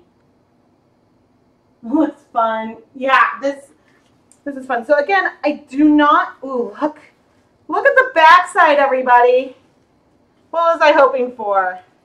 That's great. Okay, I do want to put some more plastic wrap on that. I'm trying to keep these colors separate from one another. Yeah, this is just, it's just fun. If I was doing, I think if I was applying the dye in almost any other method, there is no way that I would be able to have the color penetration be this shallow. Now, there could be some slight color penetration on the inside.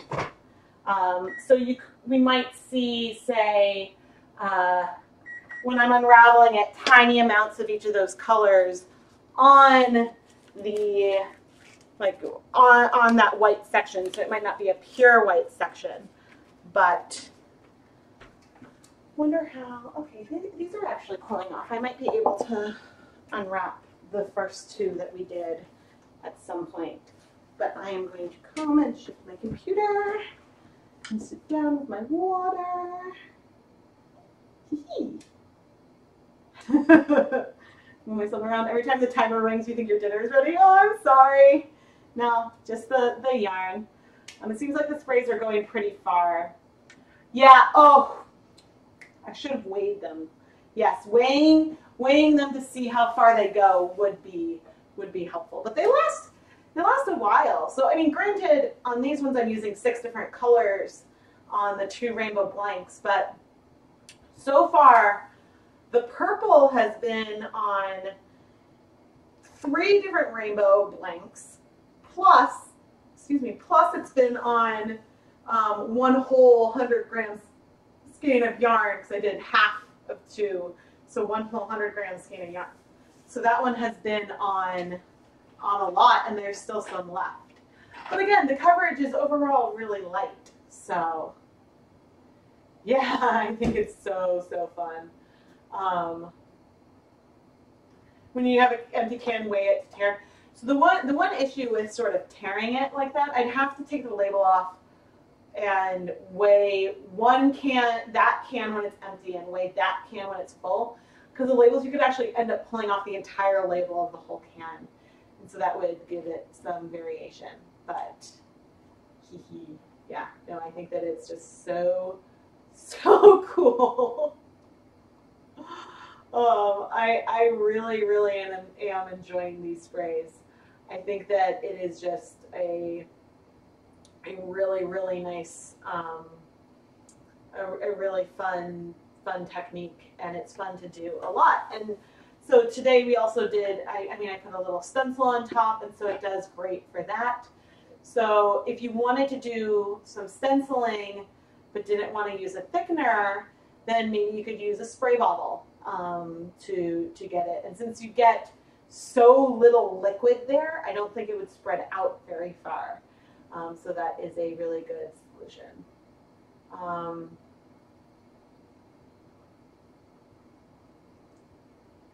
Okay, yeah. Oh, Suzanne, thank you so much for the contribution. It's my pleasure to teach. I have so much fun. You know, Jacquard sells something that's called a UCAN.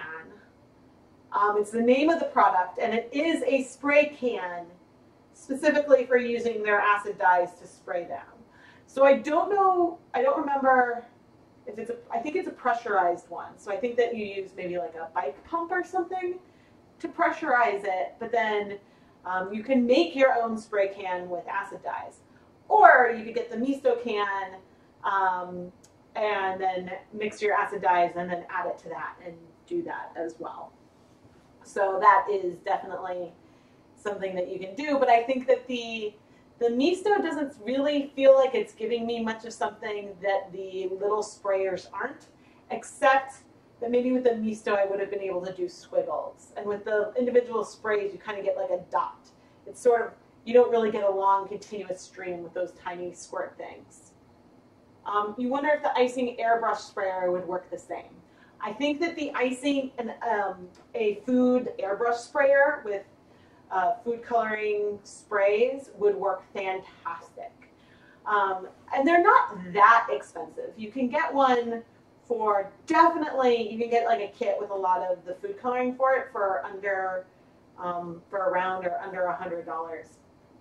I've looked at some, and so if this is something that, you know, was going to become my signature or something, then I might invest in something like that. Otherwise, I think that, you know, I'd play around with these less. I mean, if you can find one used or something, that would be awesome. So you look at your local cake decorating site, and those sprays are, whoa, they're 10 euros for each of those sprays. Whew. Yeah, it's not worth it for 10 euros. Nope, nope, nope, nope. Yeah, the link that I had to the Color Mist sprays is for 3 packs, and I think that it was like 8 or 12 for a 3-pack, but that's in the US.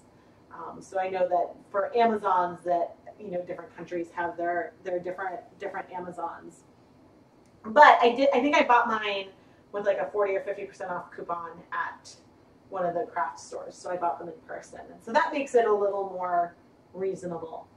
I mean, I prefer those, but I think the airbrush would work pretty much as well, because I think the main difference, and actually this is something that you might be able to play with as well.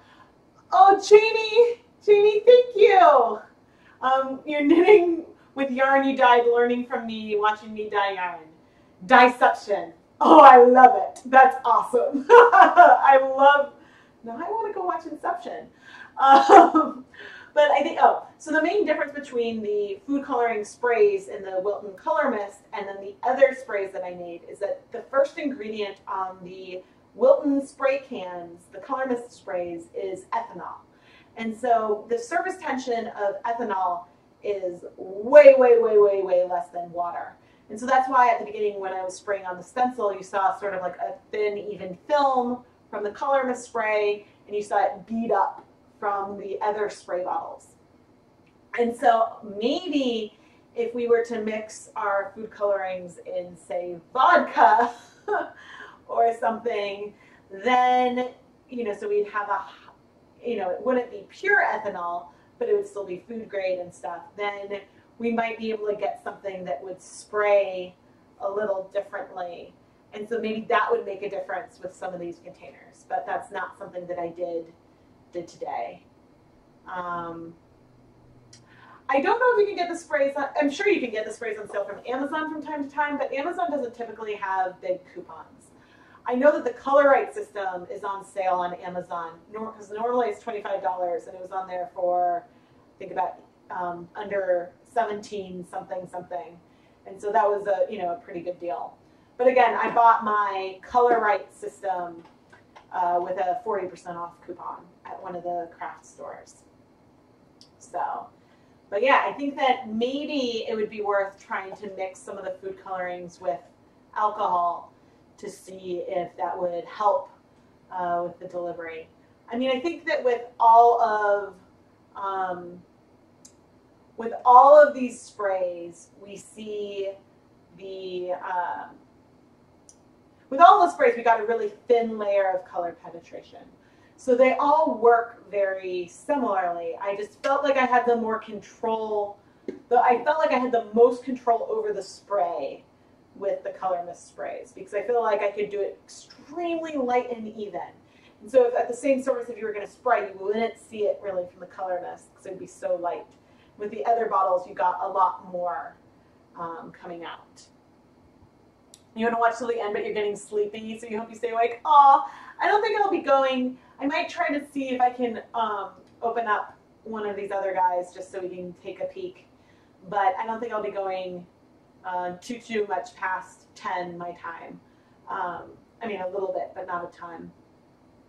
How do you change the contribution amount? That I don't know. Oh, thank you, Sharon. Thank you so much. So let me see, because so when I click on it, and if I click to send super chat, there's a little slide bar at the bottom, and you kind of, so underneath, so you see the super chat, and you see like it, you know, if it starts, it started at like, I think $2. And then you can slide, it then also on white has the bar, and you slide that to different amounts. But I'm not going to send myself a super chat, so I haven't gotten further than that. But Sharon, thank you for so much for your contribution. I'm on Eastern time zone. I live in Massachusetts. So yeah, so not too much longer tonight, because I will be live again tomorrow morning. I'll be coming live again at 10:30 Eastern time, and we'll be playing around with some sprinkles and some speckling techniques on top of the blanks. So I have to figure out, you know, I guess at some point I might move the camera to the stovetop so we can do some low immersion stuff, and so I can play with my new pan. So yeah, I mean, I think the best part about doing this for me is that how much I learn along with all of you. And that is just awesome, because you guys ask me questions, and I'm like, sometimes it's something I never thought of or never really considered doing. Like, I don't think I ever would have tried dyeing yarn with avocado, which is coming up in a future Dye Pot Weekly episode. I never would have done that, but multiple people asked me about it. And so, you know, either an individual can keep asking me about the same thing over and over, and eventually I'll be like, well, gee, I need to try this. Or, you know, multiple people ask, and it's just great. And oh, I don't think I gave a plug for the ChemKnits Lab group on Facebook. We've got over 300 members, and it's a great community of ChemKnits fans, and people are sharing their own dyeing adventures, asking questions, and you know, the conversation goes faster than I can keep up with, which is great, because it means if you ask a question, sometimes I'm able to weigh in, but there's other people who can answer as well, and there's just so much inspiration, and the community is awesome. I'm so excited. And again, the idea for that group came up in one of the live chats from a live stream. And so this great little like home that we've got, this little community is growing and exists because of you and your support. So thank you everyone. You need to figure out how to watch while teaching. Well, the replays will be up, and I will film the recap. And at some point, when things calm down, I would like to try to annotate the video descriptions. So in a normal video that I film, I have a video contents, and I always have like a timestamp for like, oh, this is when I start the dyeing, or this is the introduction and mixing the dyes, or the final conclusion, so that way you can skip straight to the spot that you want. Now, if you're watching a live stream, you can kind of do that a little bit by like, you know, you kind of scroll over the bar and sort of move it over the time. You can see something happening, so you can kind of skip around that way. But, you know, there is a lot, I mean, it's not as exciting to rewatch a live stream when it's no longer live. But I am curious about trying out some of these,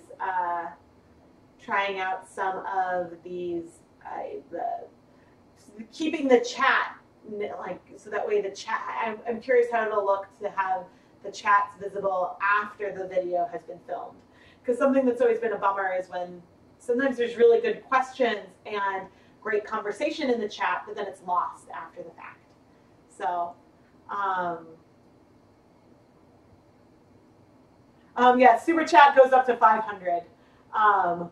But yeah, I think that there are some live streamers that would be like, if someone gives $500, I'll dump a bucket of ice water over my head, or you know, someone will ring a buzzer and someone else will come and do it or something. So there are people that will do really like crazy things. And I mean, yeah, I don't expect anyone to give me $500. You never know. But I have fun, and this week, you know, it was like I was thinking about doing another softbling special week, and someone suggested that we should do a die-along, and the two of them seemed to fit well together. And so I just love seeing the blanks that you guys are creating, and it's fun. So if you're new to the channel, I don't normally do these big epic live streams every day. Normally I do maybe 1 to 2 live streams a week. I have some unboxings that will be coming up. I don't have a shipping notification for the March knit crate yet, but I'm excited to see that. And I do have a knit picks order that's coming, and so I'll have that to unbox at some point. But thank you for inviting us over to learn all this, and we don't even have to clean up or do the dishes. You love my workspace? Well, yes, I show you the cleanest parts of my home. There's a reason why I have to like shift the camera against a wall.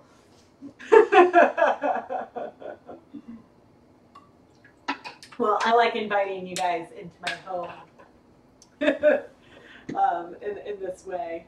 But yeah, I mean, my dog doesn't love it when I actually invite people into my home. He has major stranger anxiety. But this way works very, very nicely, especially if I feed him before the stream. Then he's like, okay, it's nighttime. I'm tired. Although when the door blows open and then he's like, Mommy! And I'm like, what? I'm like, why is there cold air coming in? Sometimes, now that doesn't quite hit the excitement level of when I spilled water on my laptop and the camera stopped working and I was trying to figure everything out and I thought the mic was off, and so you guys hear me talking to myself. We was all still in that first live stream, but that was pretty epic. Okay, I think let's go and unravel. I'm not unraveling tonight.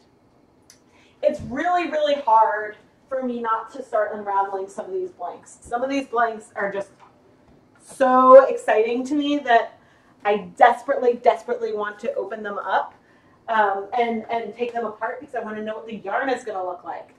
But to be fair to all of you, I want to do that in a live stream. And I think that, you know, I'm probably going to crash this weekend, if I'm going to be totally honest. And so most likely I will, I haven't scheduled it yet, but the most likely candidate for when I can do a big unravel-a-thon would be on Tuesday during the day, because the kids will be at school, and so then I can just sort of sit down, have a bucket of water to dip the crimped skeins into, and go for it. Sort of wiping out the counter. Some of the stuff back there was from when I had some spills, but oh yeah, my swear. Just be glad it was only cold air, not snow. Yeah, it was very, very nice today. But all right, let's unwrap. I'm not unraveling anything. I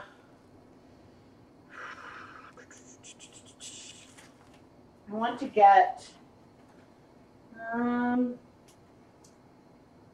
bowl. Of course, I'm gonna get dye on my hands.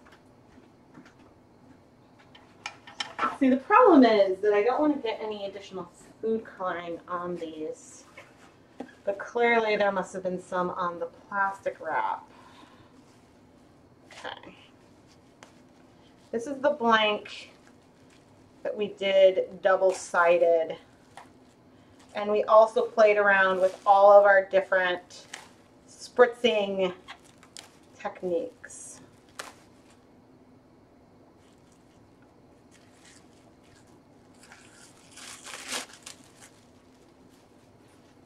And so I also did colors on both sides. So I'm curious how this is going to look. Because there's definitely a lot more blue on the black. So in some spots it sort of looks like, I mean, the orange feels a little more muted and you can almost, it doesn't seem as stark white there, but there's a lot of blue on the back. So I think this will be really cool when we unravel it. I'm curious how much white there will be in between the stitches and stuff. I think that it'll look really, really fun. So that was the second one we did. And then the first one, which I guess I want to unwrap it and stick it straight into water. The first one we did, but you can see how little color penetration there is in here. And that when you look at this edge of the red, maybe I'll just open up a tiny bit.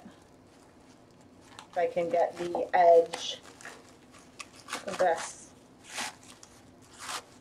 Okay, so we can see the difference between the right side and the wrong side.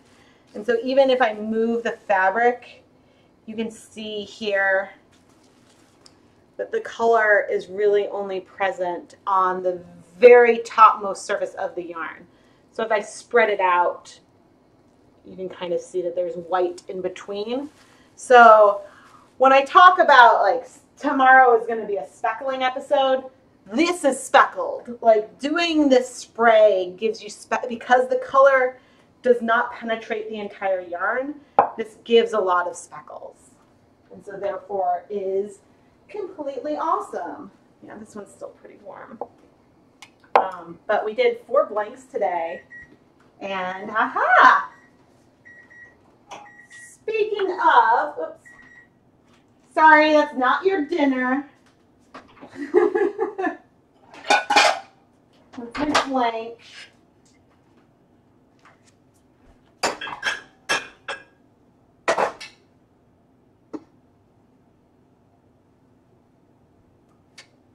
So again, at least on the top, you can see the whites. I don't know if we got some bleeding down below or not, but I'm going to set this down so it can cool.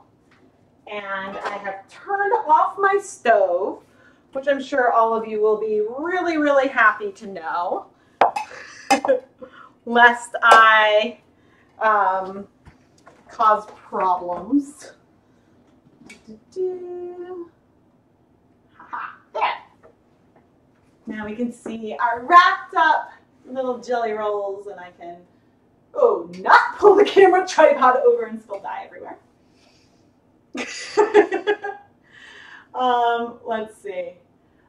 The rainbow just came out. So, because, oh, I know there's a tiny bit of a lag between what, like, I'm saying and what I see. So I see your comment, and I was like, oh, yeah, I took it out. And then I'm like, oh, wait, you haven't seen it yet because of the way that the timing works. Dyeing a finished scarf with a DNA stencil would be so cool. Yeah, I think that using the DNA stencil, and you know the one that I didn't use? So I did the stencil that when I remove it, the negative space is the DNA pattern. I should have used the one where when I sprayed, it would just give the DNA outline, and then the negative space would have stayed white. I should dye a palish color, or even dye something wild, and then use the black spray to make a DNA helix go up the length of something. That would be, I'd have to really trust myself to do something like that on a scarf, but that would be really, really cool. I steamed all these. I steamed each of these for 20 minutes in a steamer pot. Now, we've had some conversations in this live stream about fiber types, and I think that everything I used today was either 100% wool or a superwash wool or a superwash wool nylon blend. And these are all things that take up dye easily and quickly. I had pre-soaked all of the blanks in some water with 3 tablespoons of white vinegar before adding on the food coloring. So there was plenty of acid present. I think that if you're using a silk blend or an alpaca blend, you might need to steam it for longer and have more acid present for the colors to bind really well. Just from dip dyeing, you know, it takes like a minute when I dip dye in a lot of Wilton's Violet with the Stroll yarn, with the silk blend and with the alpaca blend. It took a lot longer to get the reds to bind, and then I had to add more vinegar and wait a long time for the blues to bind. So I don't know how hand painting those fiber types would go yet. I haven't tried that yet. So if you're having trouble with the fiber sticking, it could be the fiber type that you're using. Oh, Rainbow, I'm glad that you hung on so long. I'm going to be signing off in just a minute too. But so thank you for hanging on till 4 a.m. That's awesome. I'm not opposed to using the microwave. I use the microwave a lot. I think that I think that just having the continuous steamer pot was a little easier. It sort of gave me a little more downtime as well, because since it takes 20 minutes, it gives me more of an excuse to like sit and chat because we're sort of waiting on something. When I do the microwave, I tend to do a total of, for 100 grams, I tend to do a total of 4 minutes, but I microwave it in 2-minute increments, and I sort of check on the yarn in the middle. And this is just because I think that I would be pretty comfortable with my microwave doing just 4 minutes without doing shorter increments. But I like to recommend the short increments because you don't want your yarn to dry out, because then it could burn or something, and that would not be good. So that's why I do it that way. But yeah, I am really, really excited for these yarns. I'm debating whether I should wash them tonight or tomorrow. I guess I want to wash them tonight because I want them to dry faster, so then I can film the recap and start getting recaps out this weekend. So stay tuned for more videos. But I will be live tomorrow morning at 10:30 Eastern time.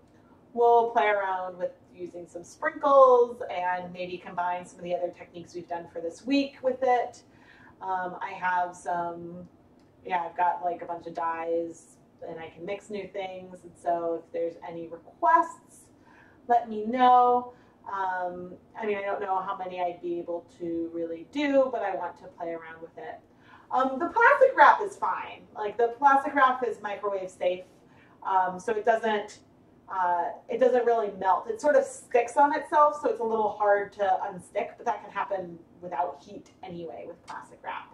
So silk is supposed to take dye better if you pre-soak it in a mix of water and a small bit of dish soap. Interesting. That's a nice tip. I dyed like a 4-gram silk scarf in some Wilton's Violet, and the color broke. And this is a video that I need to edit still. I have my editing queue is long right now. But yeah, these are all things that I'm learning, and so doing silk is new, alpaca is new to me, and so this is why I appreciate your advice in all these things as well, because it gives me things to try. I mean, I still tend to wing it a bit for the first time in my videos, but it adds a little extra help. So, but anyway, if you are interested, yes, it definitely takes more acid to get the silk to take the stuff better. Yeah, that's, I'm really glad I tried a dye technique that I knew well, dip dyeing in Wilton's Violet, when I tried the silk blend first, because it was sort of like, oh, okay, this is slower than what I'm used to. So that was helpful. But thank you all for joining me tonight. I am Rebecca from ChemKnits, and oh, Linda, thank you so much. Thank you so much for the super chat. So many of you gave some great contributions tonight, which really, really helps. When I do, especially these epic live streams, when I'm using a lot of bare yarn, it gets a little expensive. So it's very, very much appreciated. Do I keep a journal of my dye adventures? My journal of my dye adventures is pretty much the YouTube channel. I am way behind on the blog with writing up everything. I used to, with every video, also write a blog post on everything that I did. And so ChemKnits is kind of started off as like my lab notebook for all of my knitting adventures. So from my very first dyeing projects, if you see those posts, like, you know, I write down like all the details. But these days, I'm more, I sometimes like keep some notes, but basically the videos are my notebook. So yeah, but thank you guys so much for all of your support. It really, like, coming in the chat and you know, your comments on the videos. And I mean, some of you watch all of my videos, and people apologize when they're like they discover me and they comment on a bunch of videos and they like apologize for it, and don't. Your comments really, like, that is the most like it's so supportive, and the feedback and even constructive criticism. You know, sometimes people say things that are a little nasty, and I don't love that, but things, I like to try to improve the way I do things so that way I can make it a more enjoyable experience for everyone. And I just, from the bottom of my heart, thank you for making this fun and for bringing me this opportunity to share a passion of mine with you. And yeah, thank you. And I'm glad that you love my videos. Thank you. You keep control cards for spinning. Cool. Ooh, dyeing silk locks would be fun at some point. Gosh, there's so many things I want to do. My list, so I have a big problem. My list of videos that I want to film ASAP is longer than is reasonable for ASAP. So it's a good problem to have. I have a lot of ideas. You guys ask a lot of questions. And so there are things that I really want to get to. And so soon is more like, you know, in the span of some months at this point versus weeks. But again, it's a good problem to have. It means you've got a lot of exciting videos coming your way. And I'll see you tomorrow for another live dyeing adventure for this epic week. Tomorrow at 10:30 a.m. Eastern Time is when I will come on, barring any like kids not being able to go to school kind of thing. But I think everyone's healthy, knocking on wood, so therefore it should be great. Oh, I'm glad to provide some creativity and giggles. Yeah, I think giggles is a good Chem Giggles would be a good name, another name for me. So thank you all for joining me. I look forward to sharing. I'm at ChemKnits on Instagram, and so I'll, as things are drying, I'll try to share some more detailed pictures. I know the resolution sometimes isn't great on here. So yeah, thank you. Thank you so much, everyone, for a wonderful evening, and I'll see you tomorrow morning. Bye.